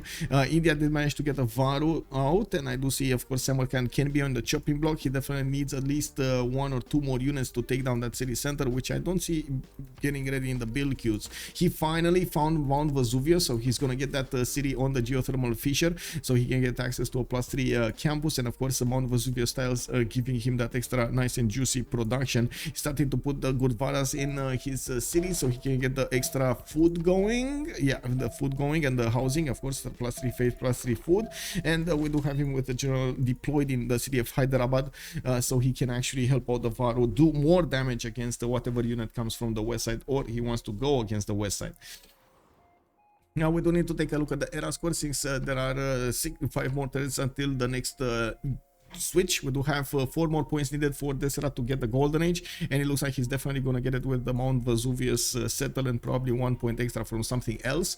We do have oh, this is a +4 commercial. This is a +4 commercial, so he's gonna get it from there. It's fine. That's, I think, the first splendid commercial he has.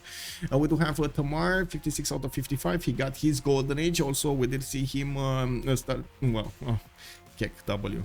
Volcano exploded. Apocalypse happened in the city of Tbilisi. Well, it looks like you guys voted no. No, it is. Or is it? Yeah, it is no. Mongolia actually just, you know, casually bypassing the defenders of Germany on the city of Tryndaehre and going towards the main, the meat, the heart of the German Empire. We do have mines getting attacked this time with pikemen coming out next turn. There is a horse here. There are actually a few horses that can try to run towards that city center, and I'm pretty sure he's gonna attack with all units, with all of his might and power. The great nation of Mongolia will strike down the non-believers. Anyway, I guess I'm quoting from Stargate. It is what it is. Too much Stargate in my mind, too much. By the way, are you guys feeling the loss of series now? We got through summertime and we actually had quite a few series to watch, and now they're over.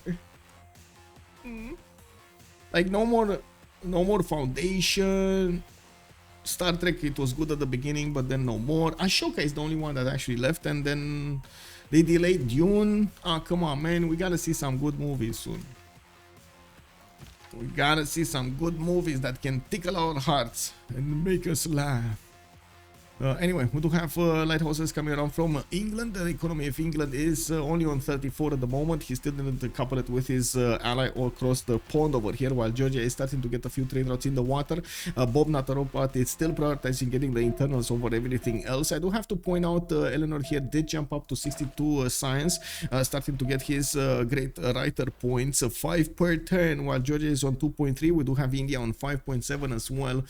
India is, or I should say Ghandi is on a point of Eleanor over here, and I'm pretty sure they're gonna fight a little bit for those great writers, artists, and musicians, and we're gonna need to see who's gonna get what. It's extremely valuable for Eleanor to actually benefit from the musician points in his district, so you gotta be careful to not allow him to get those.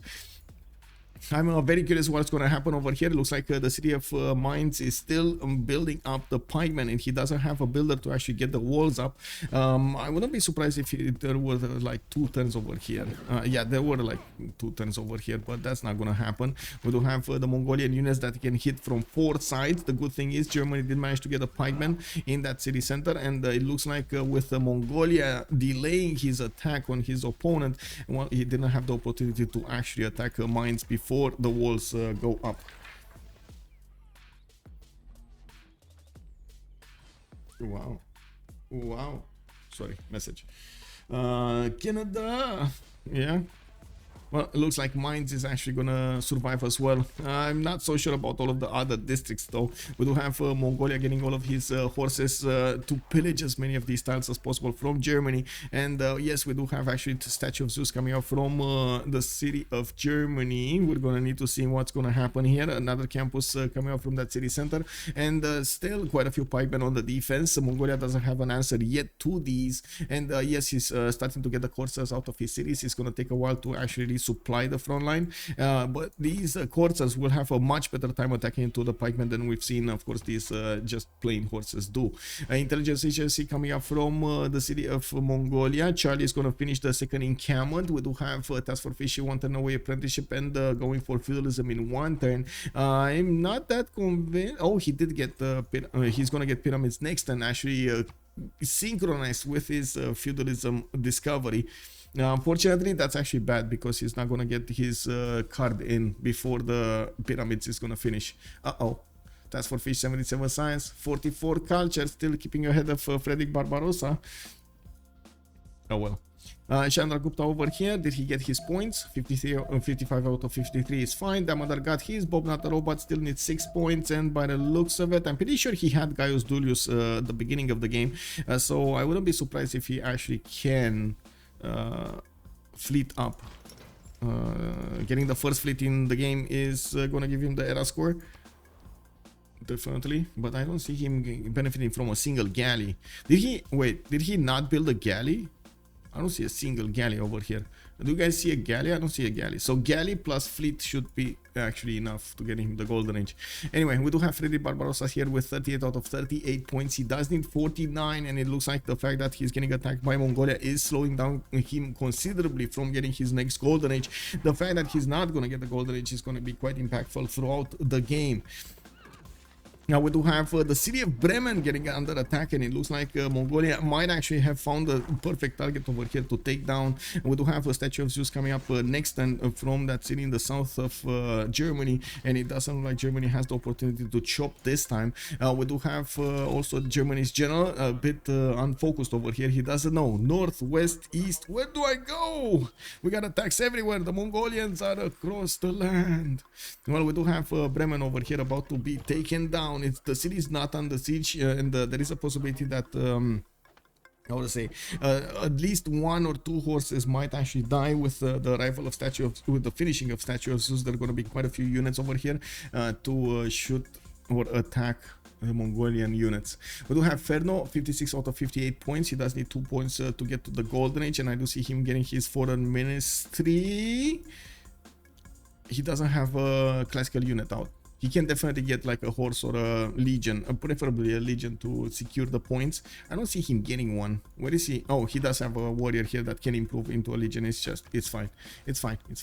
TaskForceFish, 54 out of 57 points. Does need 3 more points to get there. Tirap's coming up in 2 turns, and he's getting a wave of builders from his cities. I'm pretty sure these are feudalism builders. We do have him. Actually, he did switch away from finishing pyramids and then switched on pyramids after he got his feudalism card in, so he gets as many of those charges as possible. We also have Ben with 132 faith at 10, 152 production. Ben here in the Monumentality Golden Age, he has been using that faith pattern to expand his empire and improve it. He's right now on how many? 2, 4, 6, 8, 9 cities. I do see him also benefiting from quite a few of these temples already in his city center to get him the extra food and quite high pop cities, 8, 9, 8, 8, 5 city pop. Let's see. Bremen, is Bremen gonna go down? This is the moment. Is this gonna be the first city taken away from an opponent in the game? Is this gonna be the first kill, the first blood? Is Fish gonna eat the city of Bremen away from Commander Snake? Mongol general at risk. Yeah, it is.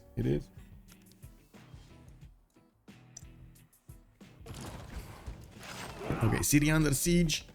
He got his general safe. He got a city of Bremen. It's taken down. 1 city away from Germany. Mainz is still up. We do have another pillage over here on the traders, and it does look like Commander Snake did drop down to 73 production. That's if you compare them to TaskForceFish's 81. It's not that big of a difference between them, but we do have a better setup when it comes to I would say Mongolia to get that those units out. It looks like there's also a repositioning happening over here. Some of the courses of Mongolia are actually going to try to poke towards England, trying to force him to get some defenses up as well. We do have the horses actually that attack Bremen going towards the northeast, towards the cities of Bristol. You can see England is actually reacting with a few spearmen coming out of his city, so he can close up the chokes and not give these Mongolian units the opportunity to take down cities. It's a problem. Commander Snake not only lost a city, but he also lost the opportunity to go for a golden age, which is going to cost him a lot in the next part of the game. We do need to take a look over here on India. I do see these two cities over here did get placed down to the southeast. I'm still waiting to see all of those connections between them. They're not making a lot of gold at the moment with India. I do see Ghandi over here on -6. We do have a Ferno on 94. And yes, we do have a few more traders coming around from him. He's starting to put down his industrial zones to get his cities with more production. I do see new campuses coming around and still expanding. This is a good, by the way, habit to have. Keep expanding. I'm a bit sad we don't actually have a Petra city over here. It was expensive, but man, it would look nice. And we do have stupas also coming around from a lot of the Indian cities. He's trying to get those extra points of faith generated, and of course the amenities. We do have the Georgian archers and the Georgian defenders here trying to keep the Indian units at bay. It looks like at the moment they're succeeding. There's quite a bit of territory coming around between them, and well, these Indian horses will have a lot of land to cover. Looks like Canada did jump up to 54 science and 65 culture, way more than Deskra is outputting with his 33 and 48. But we do have actually new campuses getting their libraries in the cities of Chandragupta, and I'm pretty sure he's gonna get a very good one over here to the north of Hyderabad. He is starting to attack Samarkand. He's gonna get the city one step further towards his opponent. Let's actually see what's going on over here in the north. We do need to see if Mongolia is gonna get this. Yeah, he's probably gonna get that warrior, and I do see he's initially moving over here to the south. He just got a quadrim. Oh, okay. I mean, I'm pretty sure Bobnotarobot to secure his golden. Oh no, he's actually 1 point off. Really? Maybe a swordsman? Does he have the technology? He should have the technology, right? Swordsman? Hello? Anything? No? Maybe a Sus, maybe a Levy, something that to give him the points. He can even chop a swordsman from Plymouth. Anyway, we do have Commander Snake, actually 5 points out. He still needs 5 points. He's down to 4 cities, but he did manage to get the statue of Zeus, giving him those extra units, the 3 archers, the 3 spearmen, and the battering ram. Now he's starting to reposition his army towards the north, and well, I'm pretty sure he recognizes the mistake that he did to the northwest, not plugging those chokes so Mongolia cannot get through. Horses. Bobnotarobot, still 50 out of 51. I'm seeing this. This is the last turn. They can actually get this going. Okay, there we go. He actually pieced the city-state. Okay, got it. He got it. 5 turns for Grandmaster Chapel to come out from the cities of India. We do have also Rome trying to get some scouts in there. Canada has an archer here. I have no idea what this archer is doing here. Now we do have Chandragupta actually with a bit of a problem. He needs a lot more stats if he wants to be competitive versus Canada, and it's going to take quite a bit of effort from him to get to those stats points. He's making a decent amount of faith generation. If I look at this guy is on 81 faith a turn, but yeah, 99 production also. Now we do have Damadar with Bobnotarobot getting over the 100 production mark, but they're very low actually if you compare them to the production capabilities of Ferno, Ben, and Tryndaehre. They're not even coming, well, Tryndaehre, yes, he's coming up close, but then Ferno is on 165. We do have Ben on 172 production, plus that 148 faith a turn. You can imagine India is going to be quite a beast at the next part of the game. He does also have more science and more culture than compared to Damadar, and I do see he has a problem in the gold generation, but I'm pretty sure that's going to be solved with coupling his economy together with Rome. We do need to see a few more of these commercials and maybe harbors coming out from India, so he can get the extra trade routes going, so he can actually get some gold from the trade routes to Rome. Rise of the Valkyries playing for fish. Dun, dun, dun, dun. Mongol general. This I did see that. Okay. Oh, what is this? Muscat has been taken down by Canada, so close to English borders. Okay. Okay, well, Mongolian courses moving in. We do need to see what was it here. Nothing's happening. Okay, Mongolia is still trying to push Germany everywhere, and I do see his archers are actually making quite a bit of fun out of these pikemen. They can definitely do a lot of damage against these pikemen.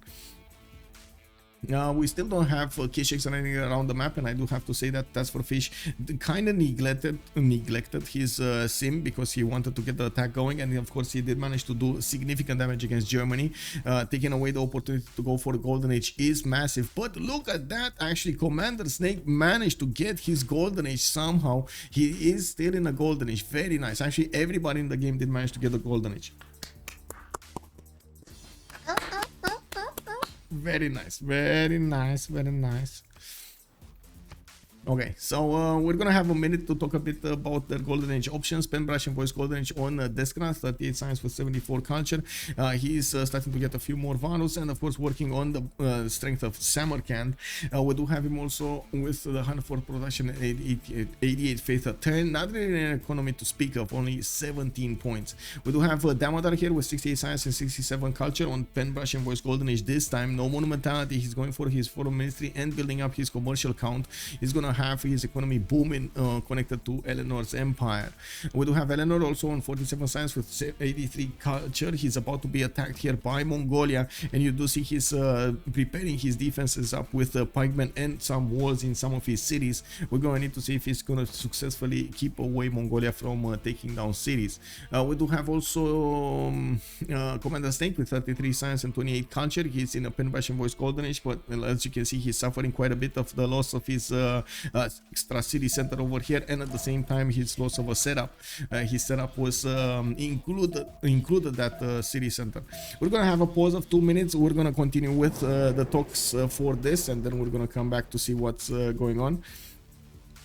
Let me actually take a peek over here. So religious digital me, 2 minutes guys, and we're coming back.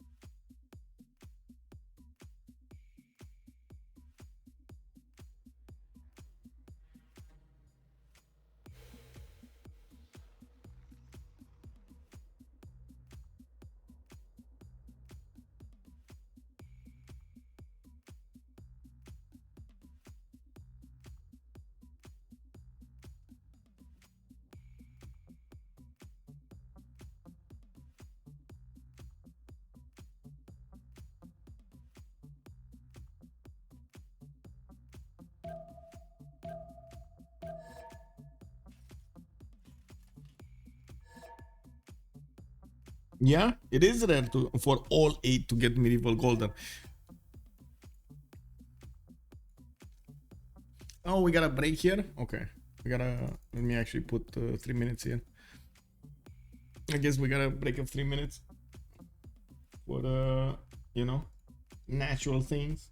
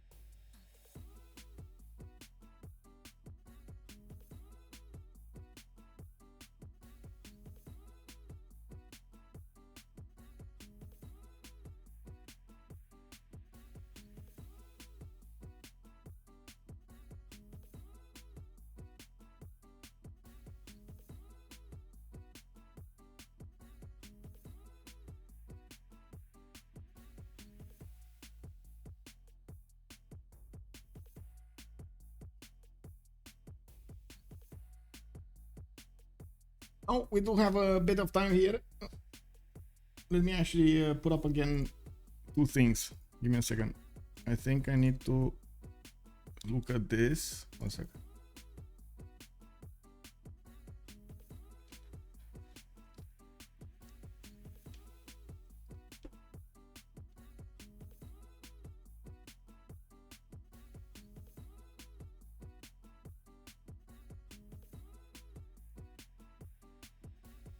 Okay. Sorry, got distracted by messages. Can you please access this form in chat? I did give a link over here, and if you didn't complete it, can you please complete it? It helps us a lot gather feedback for the CWC, and of course see what where we did improve, where we are still slacking, and we can fix things until the next one. It's very important for us to take feedback in. So if you have a few minutes, it just takes you like 2 minutes over there to open up and of course complete it. It only has like what, 10 questions or something like that. Oh, Georgia getting a few Kevsur's pre-builds. Oh, well, I'm pretty sure he's not going to get to India anytime soon, and I'm pretty sure the Kevsurs are not going to perform that well against Varus. Is actually Canada gonna try to punch England? He can actually get courses over here to try to go against England. Looking at Tryndaehre, he's going for engineering. He's gonna have the option to go for courses soon. Diplomatic service coming up in 3 turns, and he does have 4 horses. Maybe he can get a few more. He has yeah, he has actually a few horses coming out from the western city. I do see he has 2 more that are gonna join the ranks of Muscatian armies. Let me actually turn off also the countdown timer. Wait, did they say X25? It's X29. Oh, it's X25 start. Wait, is that 10 minutes or is this paused for 10 minutes? Anyway, it is what it is. There's another piece of information that I would like to share. Let me actually give you an idea of what teams we do have in this CPL Premier League.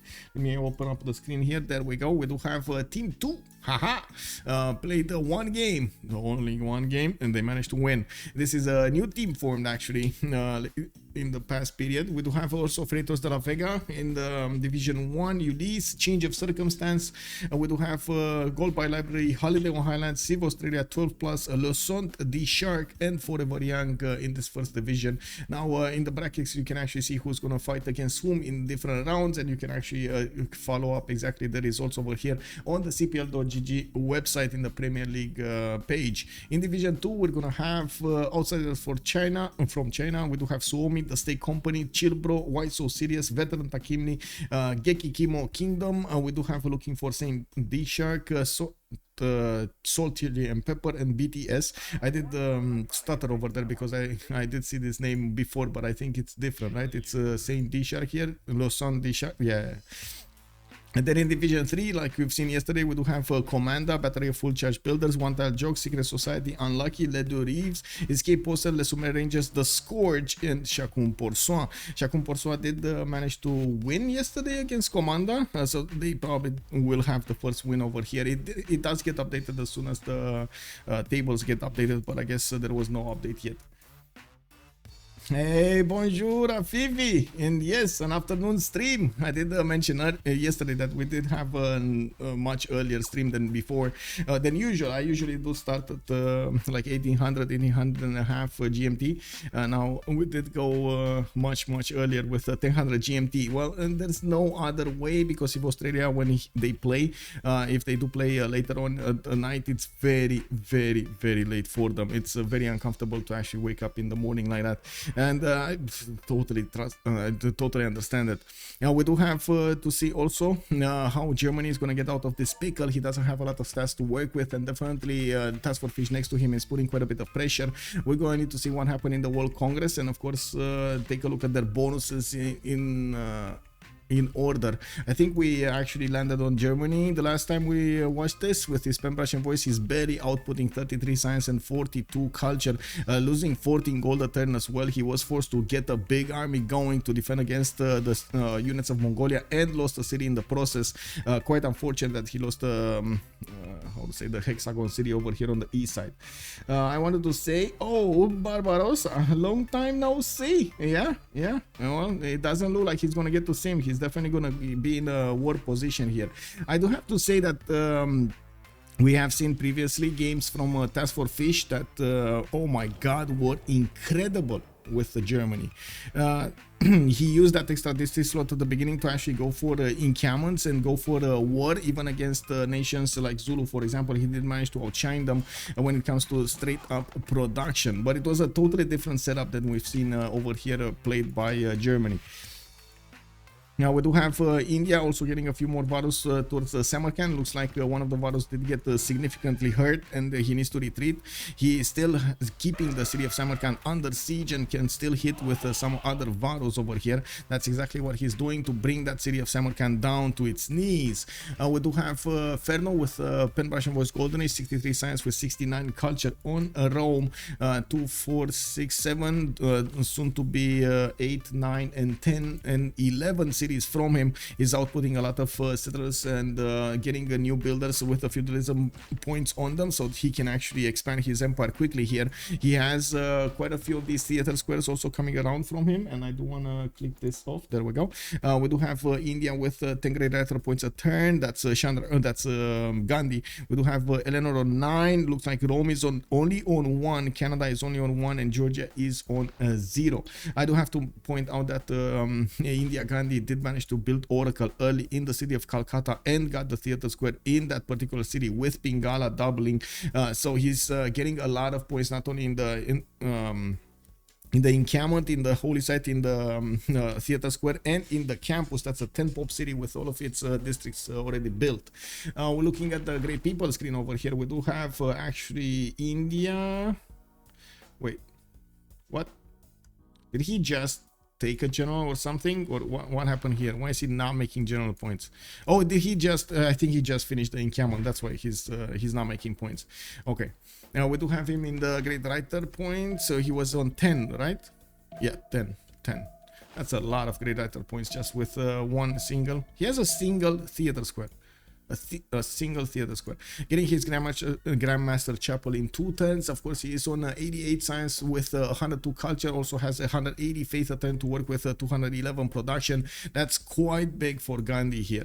He didn't spend that much faith or I should say production into building up his army. And as you can see over here, Georgia is starting to gear up for a possible war against India. We do need to see also what's going to happen here with the Mongolian attack on the cities of England. It doesn't look like he's actually going to take cities down, but he can still pillage quite a few tiles here. There's a mine here to the north of Liverpool. There's a Mercury mile to the north of Bristol, and that courser can definitely take it down, pillage it. Let's see the first moves coming out from the fish. He did pillage it. He didn't want to lose that gold over there. Basically, the courser paid for himself. Chillbrains, hello there, sir. How is Tryndaehre this IRL? He's not really that IRL. What are you talking about? He's not IRL. I mean, he made a few sacrifices during the game. He didn't have the option to go for Temple of Artemis. He didn't get the religion to try to get some bonuses from that. And yeah, I mean, he's not that big, but he's not IRL. He's not IRL. If you compare him to next door Deskra, for example, it's definitely not IRL.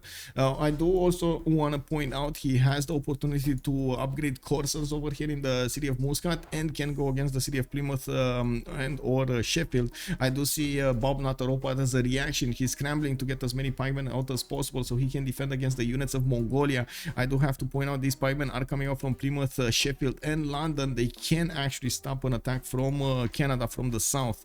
I believe Canada also has a general, while I don't think England has a general. If I remember correctly, he didn't get one.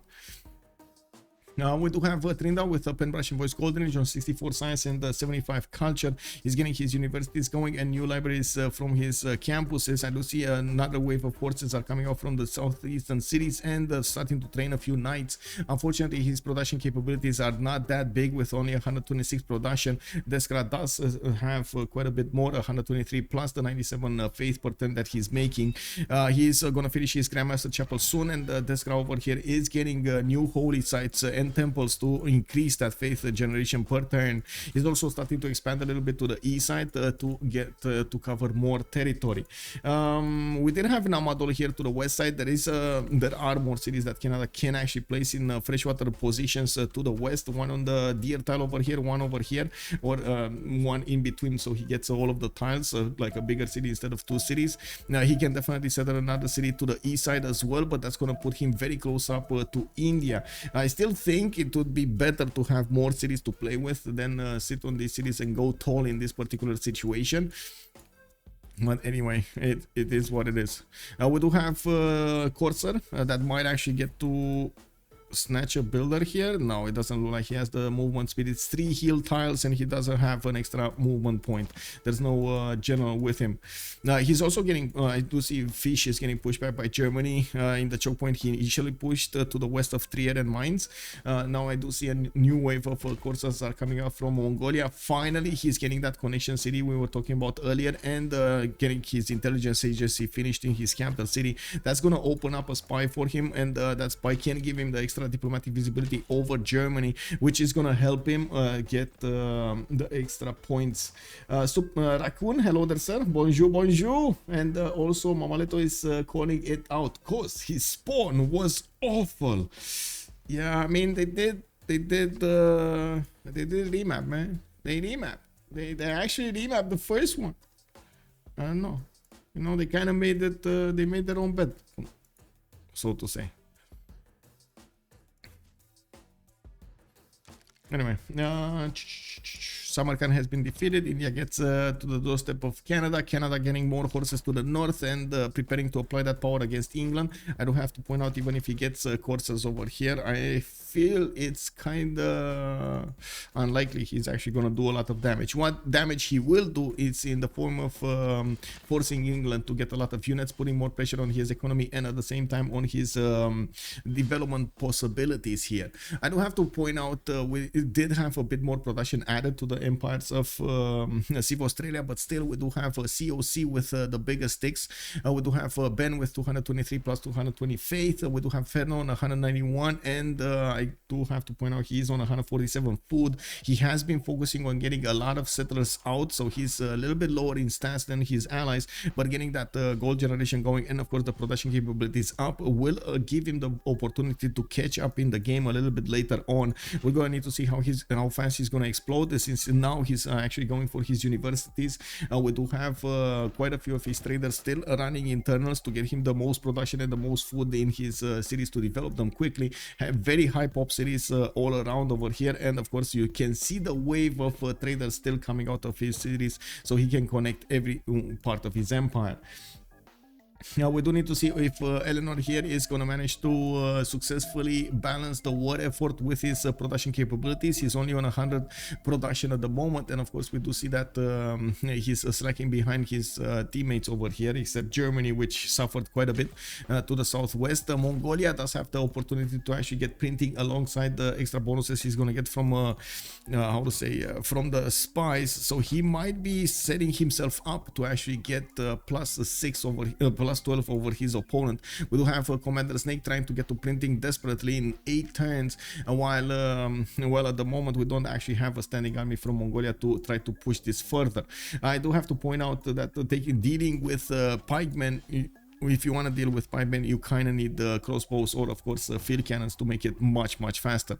The fact that Mongolia is going to get this connection city, and I do see him preparing with a commercial in Alpha, getting new orders in the city of Chani, is him preparing his infrastructure for the upcoming war, or I should say the continuation of the war against Germany. We're probably going to see that new trader that he's going to get from the commercial in the city of Alpha connect the forward settle to his capital city or to the backline city, or even towards Dengazarkamo, to create the pathways so his army can resupply much faster on the front line. He has the edge when it comes to stats over Commander Snake, so he's biding his time to get more advantages on himself so he can attack Germany when he's at his weakest. We do have Mongolia getting with a Corsair in the borders of England in the city of Manchester. I do see he has two of these mines to pillage and a pasture. I'm pretty sure he's going to prioritize the mines over the pastures. We do have a builder in that city center, but he doesn't actually have the opportunity to chop. And I do see a pikeman is coming up, but in 6 turns, that's going to be way too slow. Mongolia's Corsair should actually have the pillages and the kill on the archer before it actually finishes. Why no Keshik? Mostly because of the pikeman choice of Germany. The Keshiks just don't do well against pikemen. The pikemen do have an extra +10 against the cav units, so they work actually. That extra +10 works against Keshiks also. It's quite unfortunate. Also, Manchester needs to be raised and resettled. Yeah, Manchester. Where is Manchester? Oh, Manchester is this one. Yeah, kick. I mean, it is what it is, man. He wanted to get the harbor next to the city center. It is what it is. Oh, he ignored the holy site. He did. He probably doesn't want a holy site. That's why he ignored it. He has a lot of other stuff to do. We have seen actually multiple times coastal nations, naval nations especially, going for Stonehenge so they can get the religion, so they can get the extra era score points. It looks like Bobnotarobot managed to get the era score points even without that extra religion. It's fine. In the merchant screen, we do have Germany on dropping to 6 points a turn. We do have Rome on 20 great merchant points a turn. Georgia is on 7. We got India on Chandragupta on 5, Ghandi on 3, and then Mongolia barely on 1. He just got his merchant down. Wait, where is this? Oh, he did get one from Echo. Okay, I see. And he got his pyramid, so he gets a free builder and extra charges on all of his builders. That's going to be amazing. We do have a new settler coming out from Delta. Looks like, yes, he does have a few settling spots over here, especially to the south of Delta. And we do have another city coming out from Charlie. Looks like he's going to want to get that coastal settle over here to the south of Charlie. Okay, 2, 4, 6, 7, 8 cities. Mongolia is going to be on 8 cities, while Germany here is struggling to get new cities out. He's dropping. He dropped to 4 cities, so you can imagine Mongolia is probably gonna get the edge over him in the next part of the game. I'd also want to say that Frederick Barbarossa is managing to get to his printing, even with the science advantage that Mongolia benefits against him.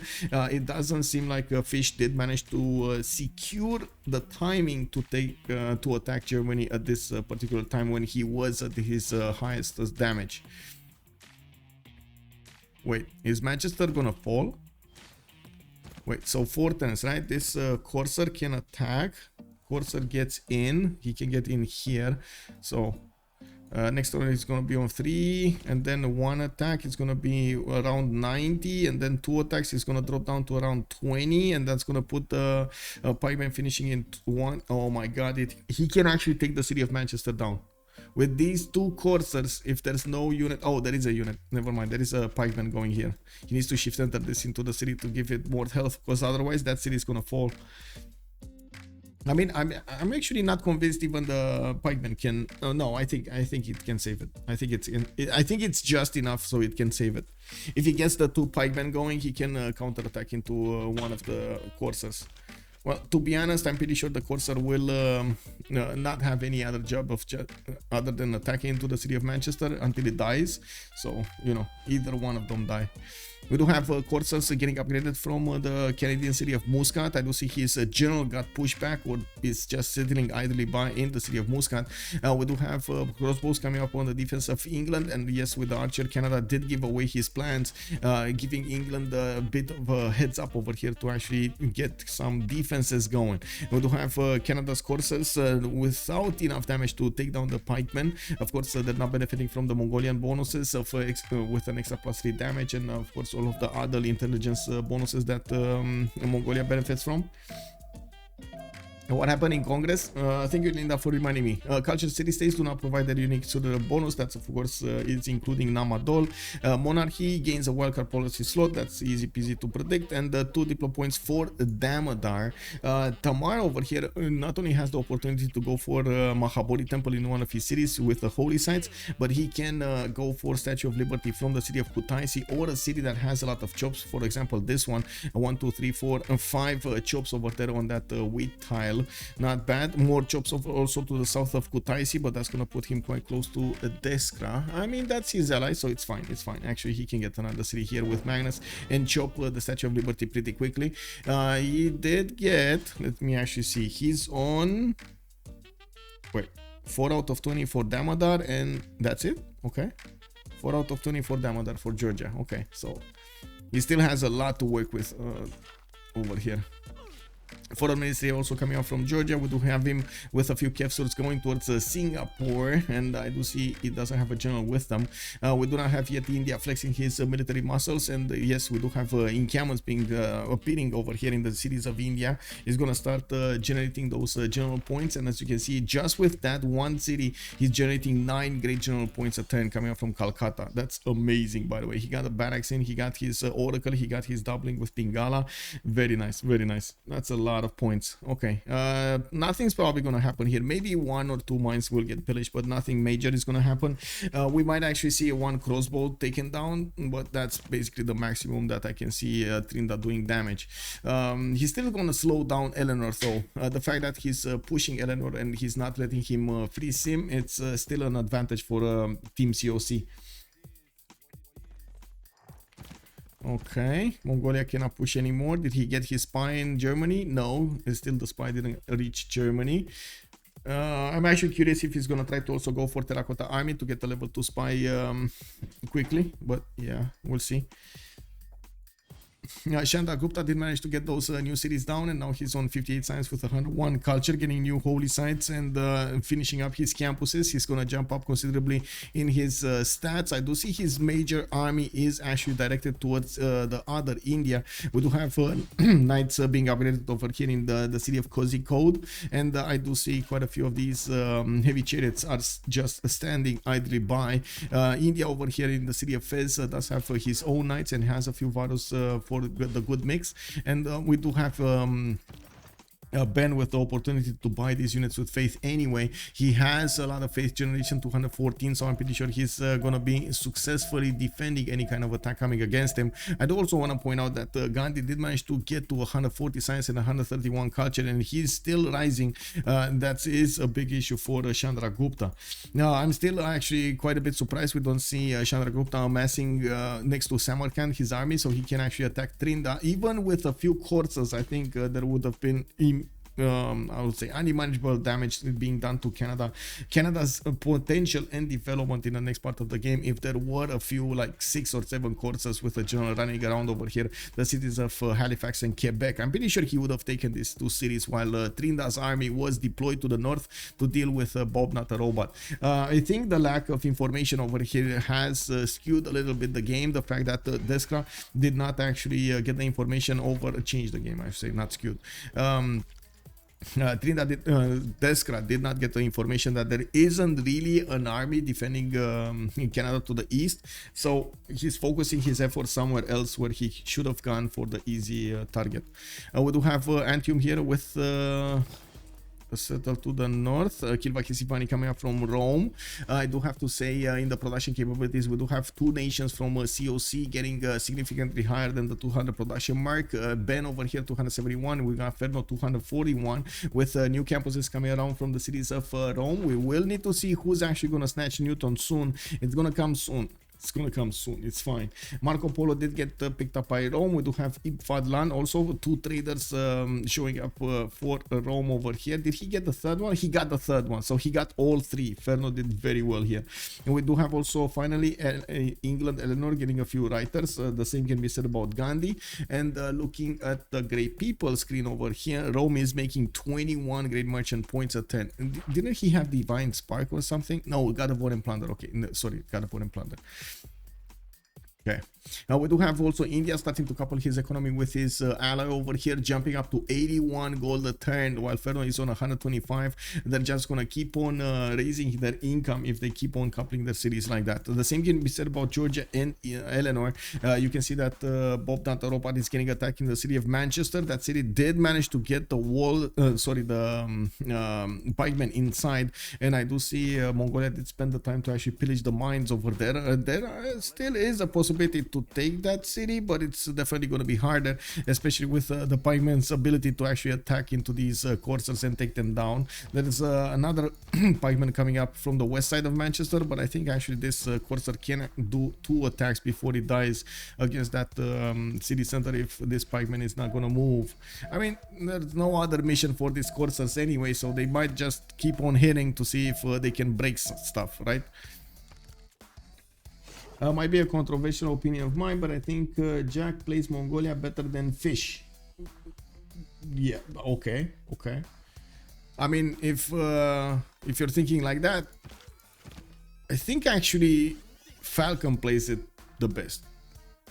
If I remember correctly, Falcon did amazingly well.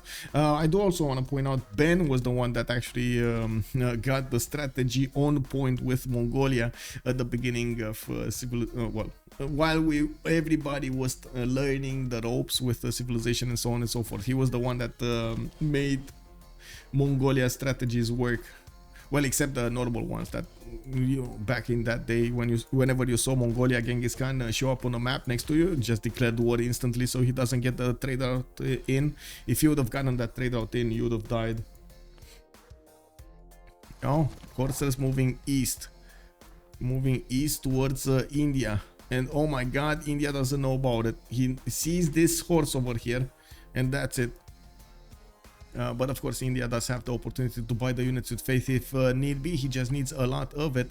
He does have 278 faith in the bank right now, and still his army is positioned to the northeast, trying to go against the other India, Ben's empire. I don't have to say this is kind of a losing strategy here if you are gonna go and attack 187 science Ghandi. That's like triple the amount of science that Chandragupta is benefiting from. A little bit more culture, it's a lot more production and faith showing up on Ghandi. Mongolia, I do want to point out Fish is getting a wave of markets, and I do see him settling a city towards Ngasagamo to the west side. I do also notice new coursers are coming around, and he's getting his armies in his encampments. He did put the Foxtrot down, a connection city towards the southeast, and at the moment still didn't actually get the connection with the trader from that city center. He's going to get a market out in the 110 from Alpha, and he's going to get the opportunity to get a trader there, and of course build that pathway so he can reinforce the front line. Now, a bit of a problem here. Germany did put a unit on every tile to his northwest. He's not taking any chances anymore, and by the looks of it, he's starting to slowly get a bit more science and the culture. Still not nearly as close as TaskForceFish, but neither of them are actually very high up in the stats in the game. Let me take a quick peek over here on what's going on. Okay, India is buying a Varu over here, and he's gonna try to stop Canada from pillaging him. There is a possibility also for these Canadian courses to try to get into the borders of Georgia. Well, yes, they're not gonna take cities because Tsikhs, but they're gonna do a lot of pillaging, economic damage over there. We do have also Reina connecting his connecting the city of Bangalore to Sikkim Valley with these trade routes, getting well, I don't think he's actually gonna get anything from this. You don't need the international trade routes, right? I think other trade routes to pass through this, and I'm pretty sure Georgia is not gonna be incentivized at all to send those trade routes through there. He has his Reina deployed to the west side. I do see Plymouth over here is actually getting Pingala in. Okay, why? Okay. Oh, Manchester is alive. Manchester is still alive and kicking. It doesn't look like it's gonna go down. These two pikemen did manage to save the day over there. Well, it is what it is. That if he didn't get the first pikeman in to increase the defense strength of the city, the one that actually swam there, that city would have been gone. Very good moves coming up from Bobnotarobot. Okay. Oh, Canada is actually attacking into India. Wow, unbelievable. India is not going to flex his muscles against Tryndaehre by the looks of it. And yes, we do have quite a few crossbows coming around from the Indian cities. I'm pretty sure Canada is not going to get that many pillages, but the fact that he did manage to get this holy site is still something. We do have Deskra with a big problem when it comes to his economy. He doesn't have a lot of commercials nor trade routes, and he's going to need to fix that soon. He has a big standing army that he cannot afford to play for. He's going to rely as much as possible on his allies to help him pay for that.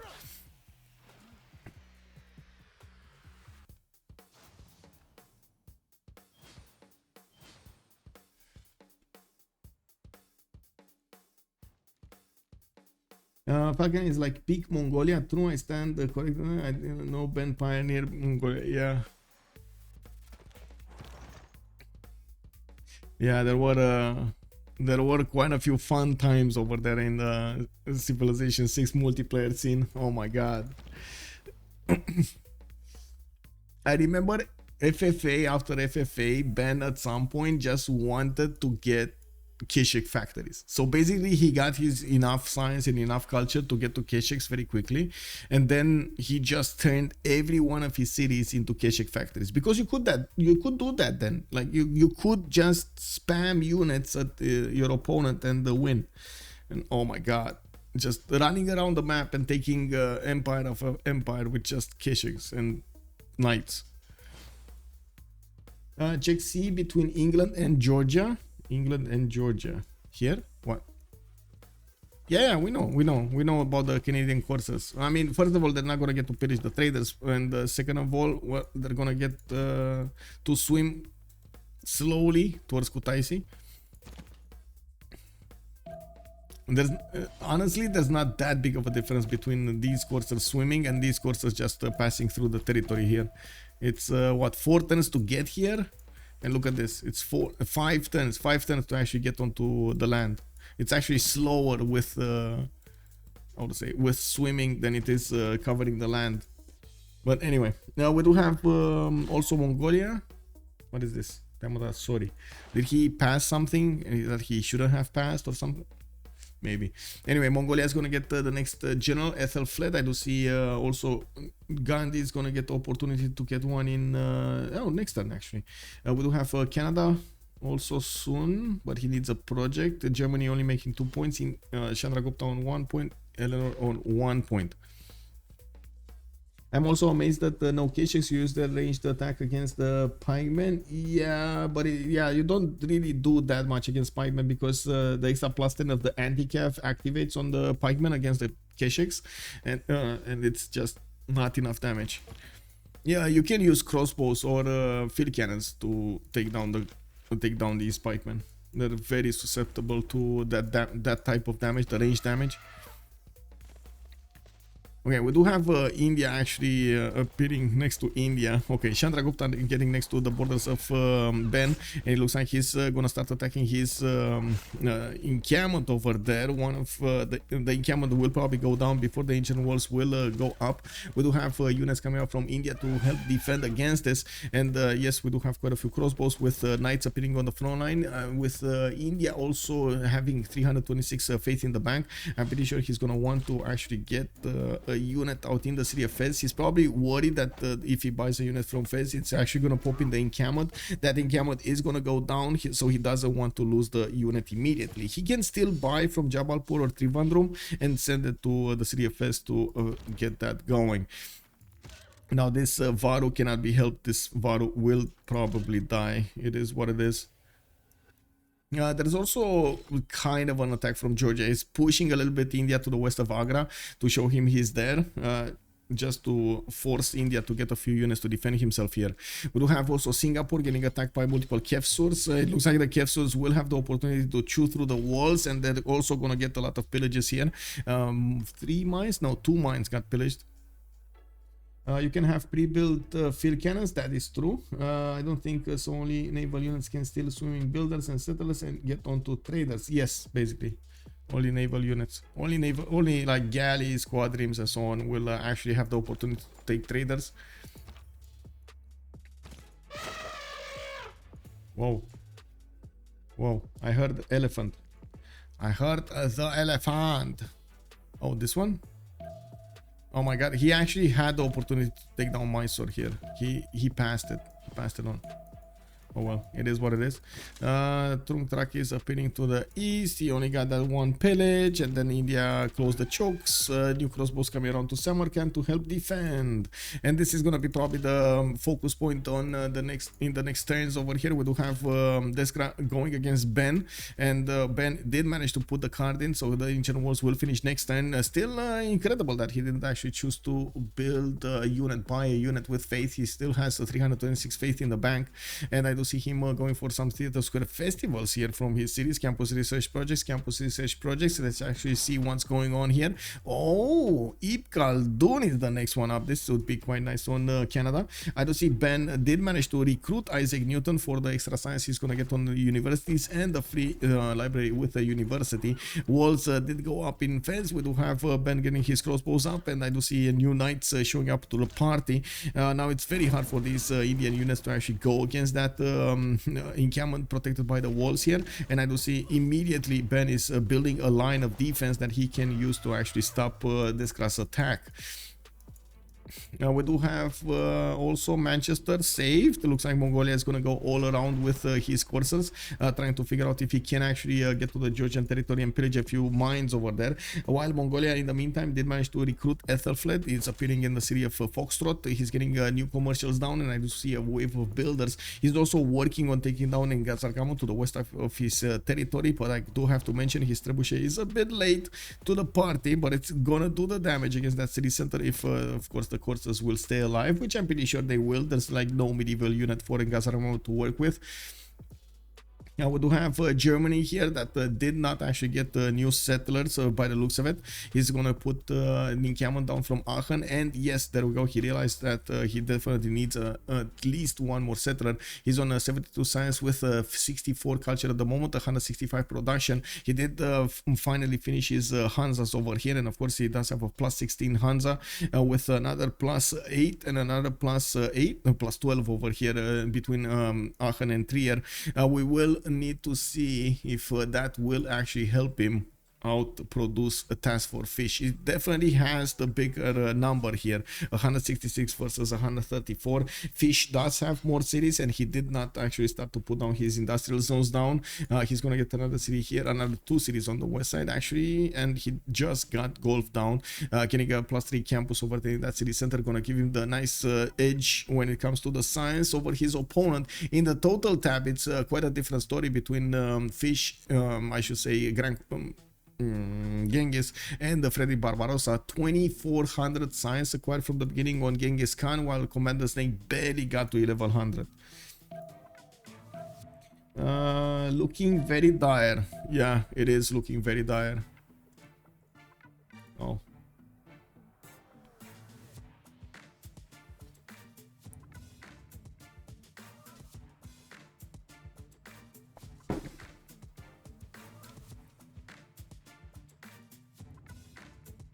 Give me a second, I need to respond to a message.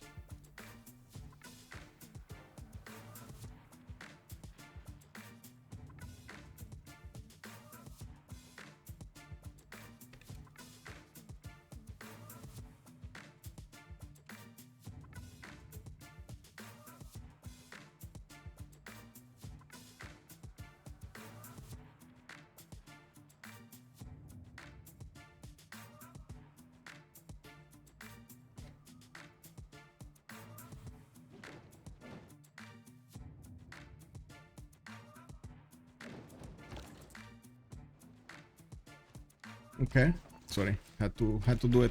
Military engineer coming up from TaskForceFish. He's gonna need to get that infrastructure going, and well, I'm looking at what's going on over here on the east side. We do have India trying to get into India's territory. Ben over here is valiantly defending with his knights. He's also gonna be very close to ballistics. He's 1 turn away from ballistics, while Deskra is barely getting gunpowder researched. We're gonna see cuirassiers getting upgraded soon in the borders of the city of Fez with a field cannon, and I'm pretty sure this attack will be over before it actually started. Deskra over here, I think, made a big strategic mistake when it came down to where he should apply the pressure. I'm pretty sure if he had that big army going against Canada, he would have taken down Canada, but he didn't, so he's not. Taking a look at the Rome over here, we do have an initial idea of what he's gonna go for. I do see encampments are coming out from Ostia, and yes, he's finishing up his theater squares and getting his campuses built with universities. We're gonna need to see if he's actually gonna want to go for some form of a helicopter attack against somebody. He could definitely try to cross the seas over here to get to the German territory and hit him from the west side where he's not looking at, or a bit later on, of course, try to go against India. Chandragupta Chandragupta to the west side. We're going to need to see if Rome is going to try to maybe even go to space here. He has a lot of production good setup when it comes to all of these cities. He doesn't have flat tiles. He does. One flat tile for the capital here, one flat tile for the city of Antium somewhere. We do have flat tiles. We do. It's fine. So space is a possibility for Ferno. He does have at the moment only 269 in production, but he didn't get to his industrialization yet, and I'm pretty sure he's getting there. He's trying to get there. Looking at the text, he's squaring coming up in Fortens, nationalism coming up in Fortens. There's no real reason to actually get the caravel and the frigate technology if you are not going for industrialization with a land setup. So I'm pretty sure he wants that extra edge of having the extra points of production on all of his mines and the ability to build the factories and the coal power plants in his territory. Now we do have the slow but sure attack of Canada into the cities of Georgia. I do have to point out that TKS actually offered Georgia 100 points of protection instead of the 75 points of protection that you get. And the fact that the TKS are kind of a spammable building, he did manage to build it everywhere in his land, so he gets the extra bonuses when it comes to that extra faith per turn, and not to mention the culture. We do have Canada actually disembarking his coursers. He realized it's going to take way too long for the coursers to actually swim to his opponent. We do have a few new settlers coming up from Eleanor, and I do see art museums are also popping out in his cities. Canada did put a spy in there, only a level 1 spy, but he doesn't have a spy in Tamar's territory. That would have been quite nice, so he gets the extra diplomatic visibility over his opponent. Damadar is on ballistics. Yeah, he did. Damadar did actually manage to keep up with the science of Ghandi. He's on 189 science points versus Ghandi's 214. He does have a significant less culture, 104 points versus 154. But then, well, we're going to need to see what Ghandi is going to do over here, getting pushed by his opponent. I'm pretty sure India has the opportunity right now. No, next turn to get ballistics and nationalism at the same time. So he's going to get the core ability with the extra technological level over India, over Chandragupta next to him. So you can imagine Deskra over here is going to be in a world of hurt.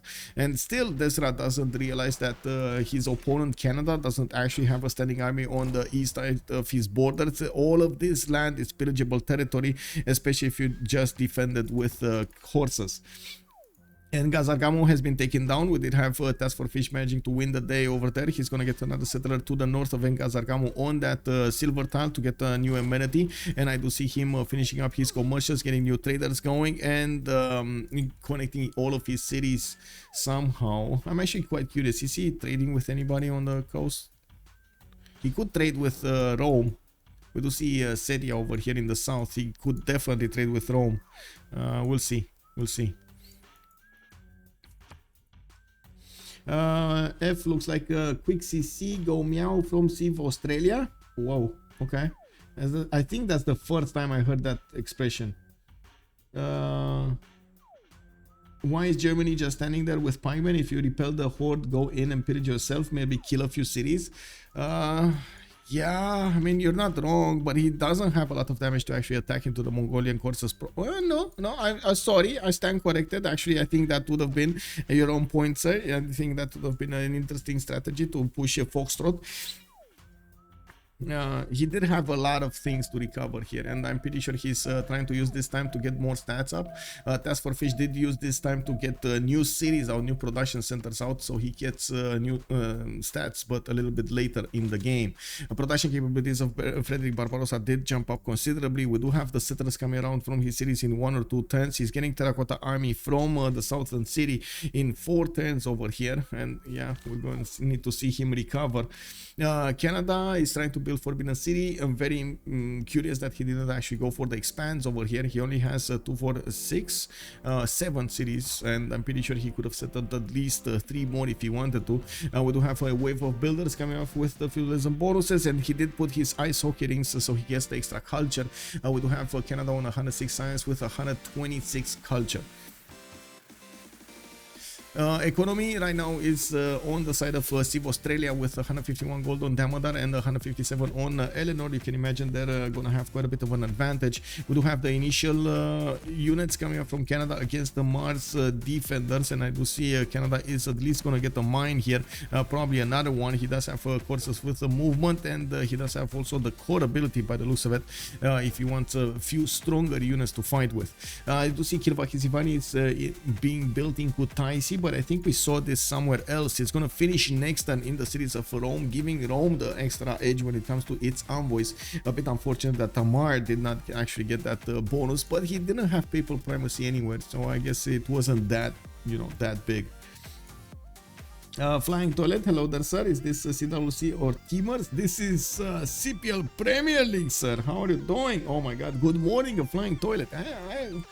How did you sleep, man? How was your night?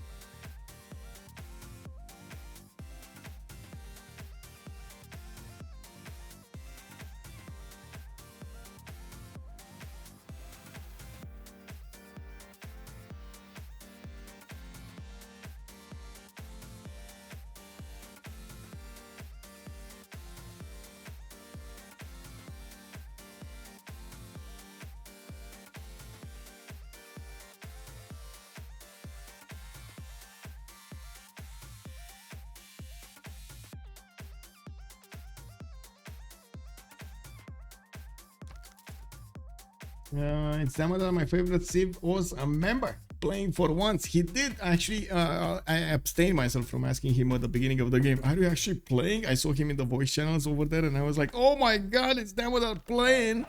And yeah, he actually showed up, man. He woke up. It is what it is. Now we do have 6 more turns until the next era. There's still this attack going on between the two Indias. It does look like Deskra is seeing the light, and Ben over here is gonna get the upper hand over his opponent's knights and the crossbows. I'm pretty sure this attack is over. We're going to need to see how aggressive Ben is going to be on the counter offensive, if he is actually going to start any kind of a counter offensive. He did manage to recruit Ethelfred as a general, while we do have Chandragupta Shun Tzu only. We do have new encampments coming around from the cities of India, and we're going to need to see how many of them is he actually going to get. I do see 1, 2, 3 have been built. Singapore also has been taken down. Damadar over here is moving with his Kevsos towards the city of Chennai. And now I'm pretty sure the field cannons with the cuirassiers should be more than capable of keeping the borders of Chennai safe. There is also a Defender of the Faith activated over here for India. I do also notice he finishes religion with that. The extra +3 coming up on his units are going to help him defend against any kind of Georgian attack. It does also seem like we still don't have Mongolia getting an army out. He's getting a second spy in, and I do see he's finishing up his the roads towards the east. Very nice, by the way, using his military engineers for that. He's starting to couple his economy together with Rome, so he gets that extra gold in. He jumped up to 41 gold at 10 with only 102 science, but he still has the major lead when it comes to science acquirement from the beginning of the game over Commander Snake's Germany. Now we do have Deskra over here that definitely needs a lot more science. He's gonna finish a few more of these science buildings and campuses, and I do see he's opening up slots for this. He did get Stonehenge from the city of Panna. What did he use it for? Oh, that was why he got good varas. Okay, got it. That's how he got good varas. We have Canadian coursers getting into the borders of Tamar. He didn't actually get to pillage that mine, but he did pillage the copper mine. He was afraid of the counter attack coming up from the Georgian units. Looks like Georgia has at least one courser there. He's going to get a musket, and he has a Kevsur that is quite capable of withstanding the damage of these coursers.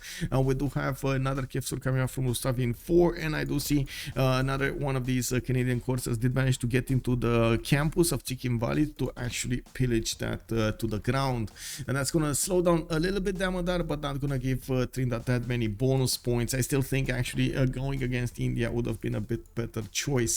Now we do have well, I mean, you know, we have the advantage of actually seeing the map. The players don't actually have this advantage, and because not all of the players actually go and spend the time to get the information out of their opponent's territory, maybe try to get some eyes on the cities and so on and so forth to see what's going on. Sometimes you need to make a decision without having all of the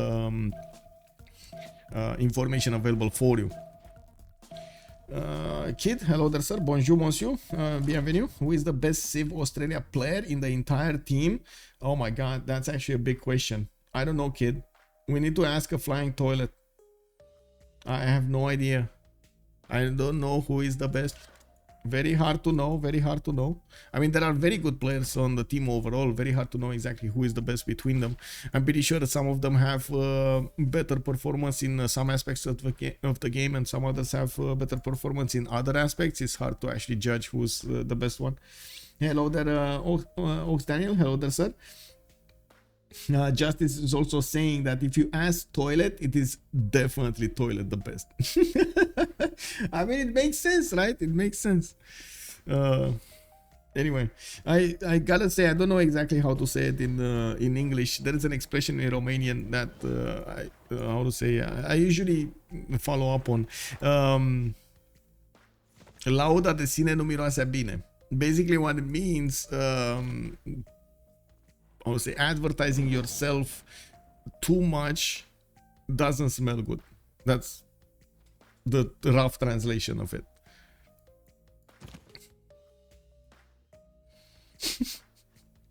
Wins don't lie, and wins are what matters. I see. I wish Toilet would play Premier League. Why is he not playing Premier League? Where is the Toilet?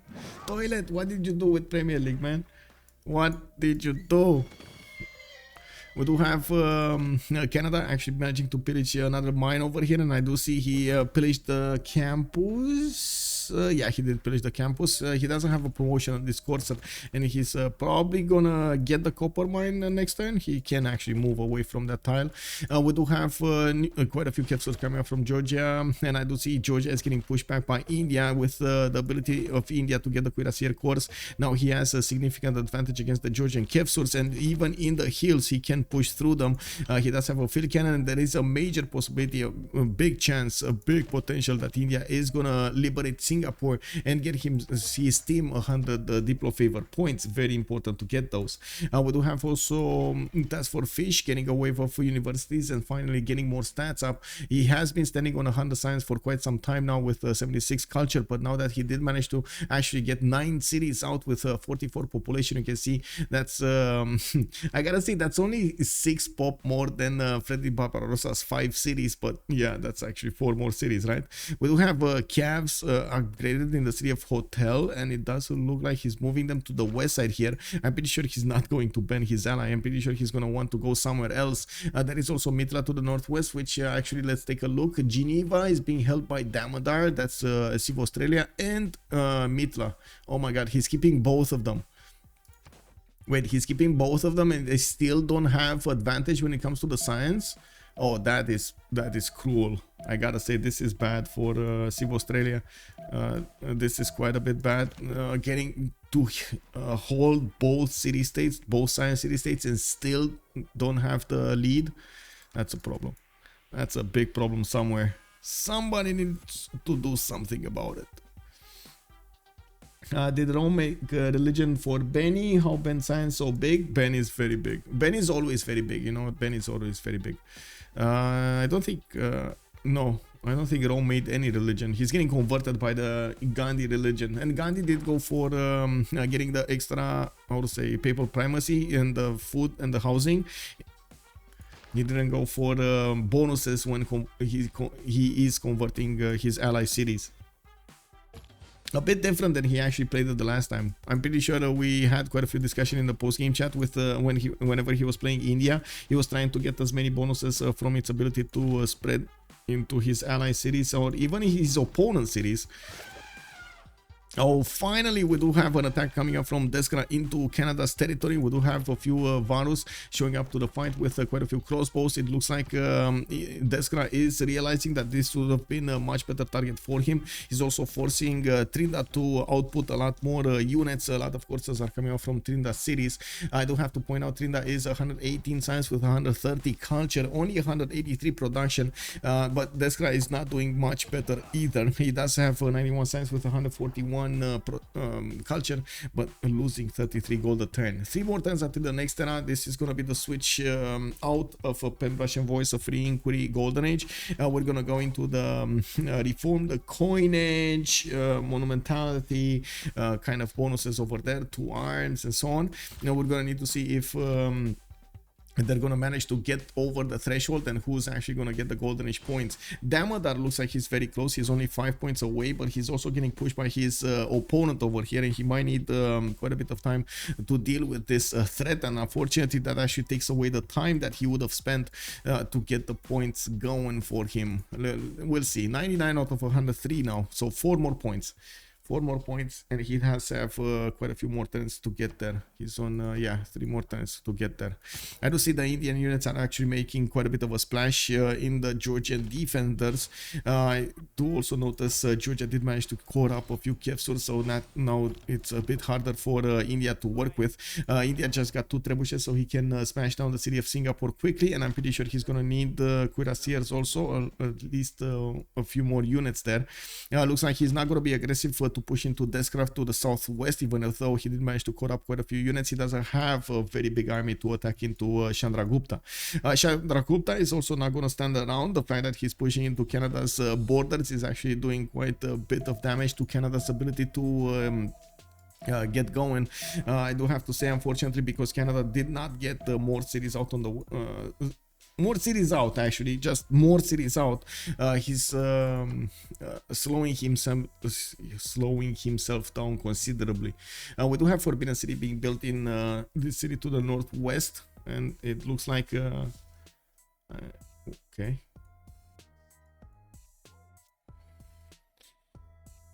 Oh, finally industrialization coming up for Rome. I do see he's starting to build up his factory count and getting new industrial zones even from the capital city. That's going to be a +5. Of course, a wave of universities coming in, and Ferno is going to jump up over 200 science quite quickly. We do have Pen on 250, while no member from their opponents are actually making 250 or getting close to Ghandi. 222 on Damadar, but still not very close to Ghandi's output on both sides.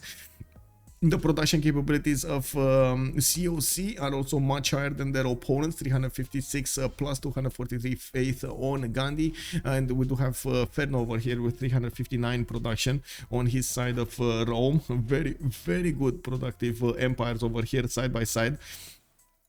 Now we're gonna need to see if Canada is gonna significantly slow down Georgia. I do see Canada is managing to pillage a few tiles here, but not really doing damage to Georgia. Yeah, not really doing damage. If he manages to keep him off a golden age, that's significant damage. If not, meh. Not really paying for themselves. Anyway, Canada did manage to get to Cav technology. That's going to stop the attack from India. It doesn't look like this Cav can actually die to the crossbows, but we do have crossbows coming up from Canadian territory and new coursers turning into Cavs right next to that city of Quebec. It's a bit too late for India to press through his advantage. The fact that he actually deployed his initial attack against Ben actually slowed him down just enough so Canada gets to the technology that he can actually survive. A bit unfortunate. What is Mongolia doing? Getting universities up, 116 science, still not big in the science screen. Actually, Commander Snake is starting to catch up.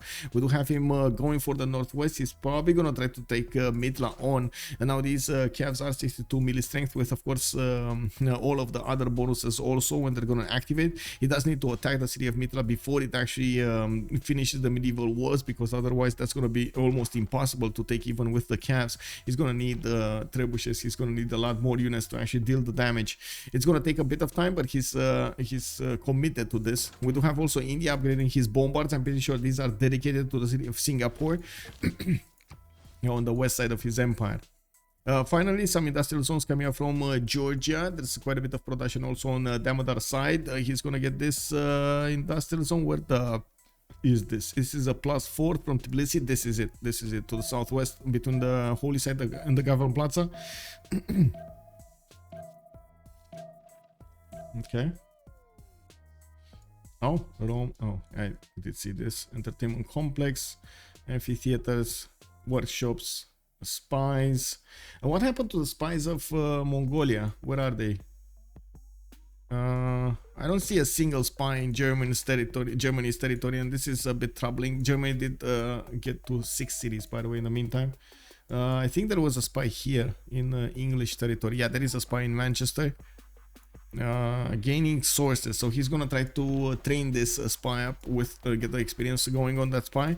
There's another spy in Batumi, and I definitely think he needs a spy in Germany. I have no idea why he's not getting it.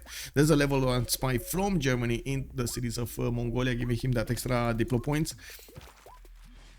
There is actually an advantage on Germany over Mongolia. This doesn't actually happen that often. It's because of the difference in the spies. Oh well.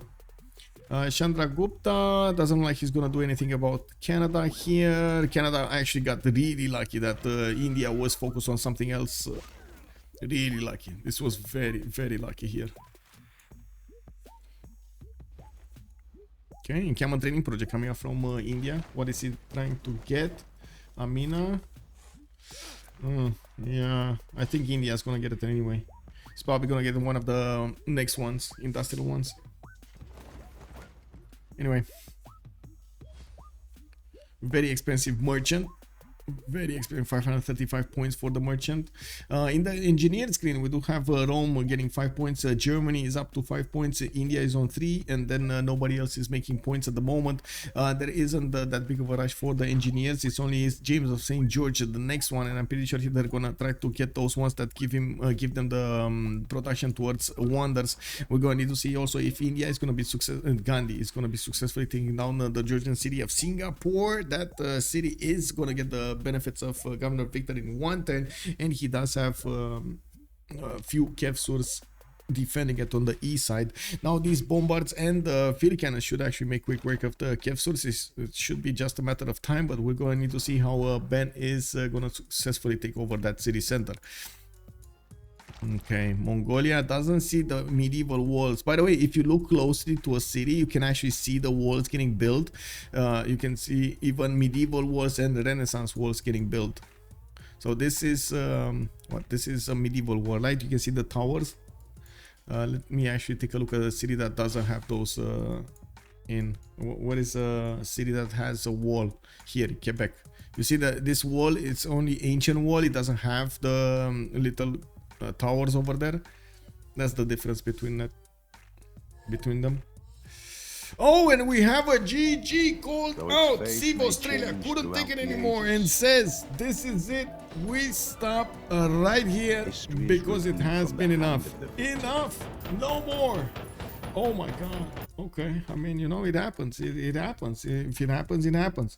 We're going to need to see what the players will have to say in the post-game chat, and we're going to need to see if they do have.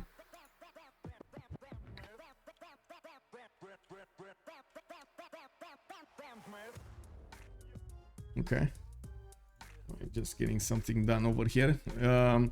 Big moves coming up from the fish going against Germany at the beginning, taking away a city from his opponent, and then we did have everything else happening on the map over there with the little pushes and everything happening. We do have Damadar in the post-game chat, so let's ask him about what happened. Whoa. Oh, hello there. Hello. Oh, hello. Long time no talk over here. Oh my god. I know, it's been a long time, Michael. How you doing, man? Yeah, pretty good. Man, I gotta say, Damadar, you have been quite a star over there. Everybody was asking, wait a second, is Damadar actually gonna play this game? Is he coming out? Tried to play this game. Yeah. The griefing made me cry a little bit though. I didn't see. Alright, I want to come see these campuses, Fish. They're not as incredible as you might imagine. Okay. Like they're okay, like +4, you know, that's not. Oh, not yeah, not bad. Yeah, just, you know, casual +4, casual +4. Yeah, casual +4. Although it's Michael, can you show +15, the you know. spawns on your screen? May I ask why you CC'd now? Yeah, that's a good question. We just don't really see a way back into the game. Like, Damadar's just falling behind in stats while you're going ahead because, you know, he's The still grief dealing was with the kind of villages. fucking me. Hmm. Like, the double blue CS was nice in terms of scaling, but, like, I can't really... I don't know, I probably could have got back into this, but I don't think I played it, right? I mean, I think Germany and Eleanor both recovered decently well, right? From getting griefed pretty hard. Yeah, we might recover, okay, but, yeah. Yeah, I'll definitely be relevant late game. Well, I would say Germany was kind of crippled over there. You got one of his hexagon cities at the beginning, and it took so long to actually get his setup going with the Hansas and so on. You didn't see it, but Fish was already on 9 cities, and he was about to get a lot more production science and everything over you. Yeah. Yeah, the industrialization was coming soon. Yeah, all of the trade routes got built. His economy was starting. I was gonna have a look at maybe pike and shot pushing you back. Like, do you have any units outside of Cav? Because I was gonna go pike and shot cores with Project Out General. So field cannon, but I mean, I don't know. I was kind of watching and waiting to see. I could go in. Whoa, anonymous gifted. Oh my god, thank you so much for the gifts. We got Milset, we got Jeru, Doji Rolex, Raccoon, and Crow joining us. Thank you so much, anonymous gifted. I don't know how I actually missed the sound. Thank you, sir. He did strike it again. Yes, we're getting there, boys. We're getting there. Partner Plus, here we go. It's a bit, yeah. I just saw a lack of units over there, so I was like, maybe. We were pretty surprised that you didn't remap when we had Relic and also Germany met Mongolia. Our spawns and We had positioning, a right we tempo. felt was like, I don't think we lost this game on position. Like, we had naval trade between Eleanor and Tamar. No, I mean, I'm not saying necessarily that's the case. I'm just like we could have re-rolled a lot worse. We could have re-rolled Germany has a lot really worse. good. Yeah. Really we good were defense pretty plan. sure you were gonna remap after looking at Germany it- met Mongolia, just because that's exactly. the positioning that we want. We were just talking about it, and it's like, yeah, okay, we've got like, sorry, as in just then, we're like, yeah, maybe we should remap based on, you know, Germany like next to Mongolia is literally the worst possible, like. I mean, this defensive terrain is really good, right? So I can see why you kept it. Yeah, But that's at why the we same kept. time, it's like, I don't know, because I could have gotten those chokes earlier with maybe horses and horse That would have been the spears, play. Hmm. But even if I had, I feel like the +3 horses with. I would have Blast, bust through eventually, but it would have held It's for not one even enough an time. eventually. He busts through basically straight away because he has printing on me. Like, Yeah, that Yeah, came yeah, later. so high science William. Yeah. Yeah, I Where did rushed you get it. that I mean, science from? if you full block, I think then Eleanor just gets screwed instead. I mean, yeah, but if we both full block as well, we're just not very relevant. Because we're, you know, because I went like basically commercials with a couple campuses and encampment into pikes. Like I didn't get to go to Hansas and stuff. I think we should also have valued Eleanor's spawn more than like my spawn or Germany's spawn or whatever, because Eleanor had like a really trash spawn. He was like Eleanor's on the tip spawn of is a peninsula. quite bad. But like he had to space his cities, not really any good expand. I think we're just Weird. always cursed with Terrible. the enemy Tamar position. Like every time we try to deny Papal, there's always like a blue city state like right behind Dude, yeah. this time. we were talking about it, and Damadar was just like, "Yeah, I don't need papal." Yeah, like it just cost me a couple of missionaries. It was fine. He's like, "Yeah, okay, I've met Joburg, I've met Geneva, I've met Mitla. I think I'm good." Yeah, you're next Yeah. to 2 blue city states. How lucky is it? Like, Yeah, pretty nice. Yeah. I could have just taken another belief and gotten like, I don't know. Exactly. Yeah, science you probably for should have. spreading or something. Yeah. We were like, you know, if he denies papal, he's just, you know, ruining his own sim a little. So Not that it mattered. Yeah, Nice the impact is science. pretty big, to be honest, I think, from not having it. Yeah, Like from not having something else. yeah, that's Yeah. right. Yeah, I agree. it's a It's lot like of you early could also gullible faith. you could also try like Zeal plays, right? Missionary Zeal with Georgia on this map and do the same kind of thing with Papal. Yeah. Yeah. and Zeal as well doesn't take up, you know, that other belief slot. So Yeah, yeah, true. I do want to know what I mean, Tryndaehre stewardship was thought good. of his spawn. I really want to know. It did seem sus that he didn't get Artemis. I'm like, okay. I mean, my spawn was like the worst Canada spawn. I had 0 deals, only one copper no. and 1 thief. What you get for being a Tundra rat. Yeah. And then he gets griefed by like 3 people, even my warrior. Ended up. Yeah. I met your scout and a couple other people had like units nearby, and we're like, yeah, let's go grief Tryndaehre, you know. Yeah. He's a civ that improves a lot of tiles, so go get him. If that attack Deskra was actually against Tryndaehre and not against Ben, I think you would have taken like 2 cities there. Yeah, I think I could have pushed Tryndaehre most likely, Yeah. but the problem in pushing Tryndaehre is that his Warlord's Throne, he has like 500 melee.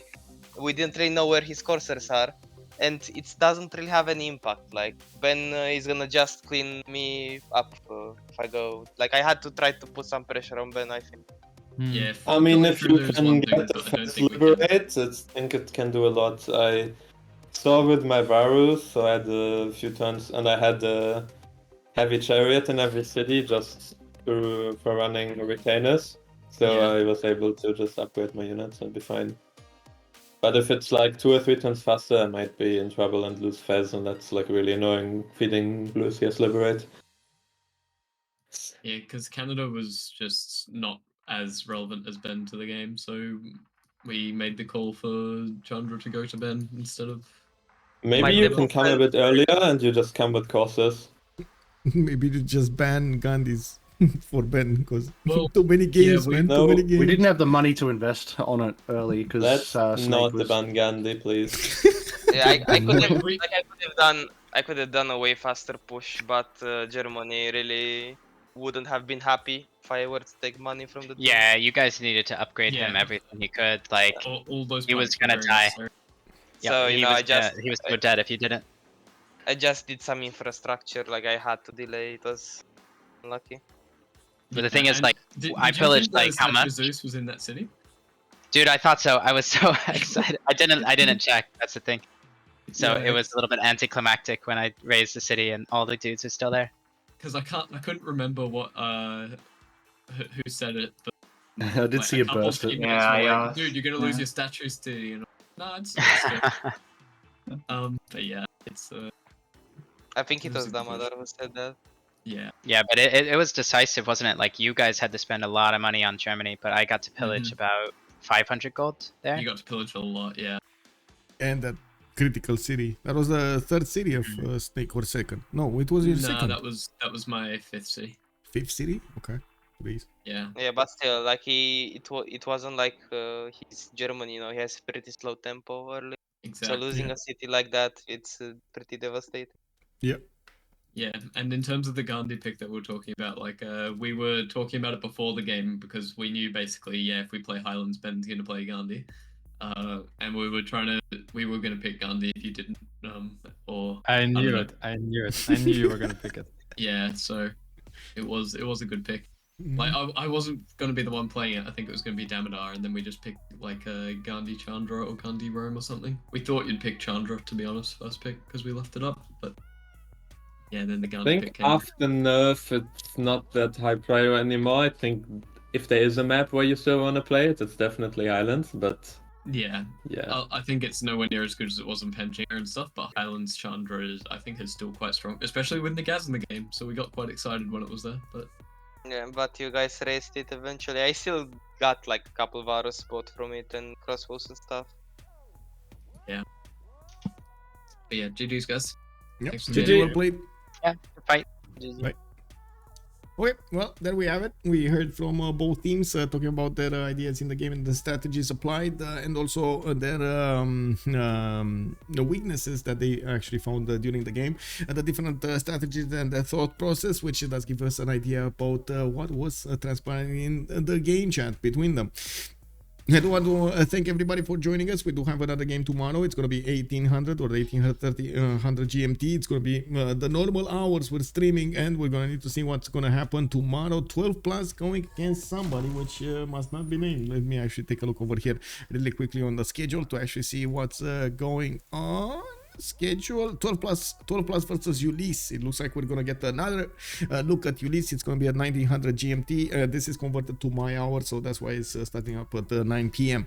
Thank you so much for the follows. Thank you so much for the subscriptions. Much appreciated, sirs. And of course, I do hope you did enjoy the content. Thank you so much for the gifts towards my viewers, and I do hope you're getting the value back for them. I also hope you're going to join me on Discord to actually take a look at my schedule. I have started slowly, you know, getting back up to speed and getting all of the games or as many games as I can during the week. We're going to need to see what kind of content we're going to have next. And of course, I do know that we do have the CPL Premier League and the CPL Squadron started up. We're probably going to see some games from the 2 versus 2 scenes, and we're going to need to see when the Hidden Cup with the FFA tournament is going to start up. I don't want to say it before, but I do have an idea. Maybe we're gonna get another tournament in between. I will have to think about it, and of course try to put aside a little bit of time for the effort it needs to get organized. Now I also want to say, if you're coming up from YouTube, don't forget to throw this a thumbs up, and I do hope you're gonna see each other on the live stream on twitch.tv/OnSpotTV. Click on that subscribe button to get all of the notifications, and of course help me out getting more follows over there and more subscriptions. Thank you so much for everything, and let's see each other in the next one. If you want to take a look at the details of the video, you're gonna get the invites for my Discord on !Discord on chat in Twitch.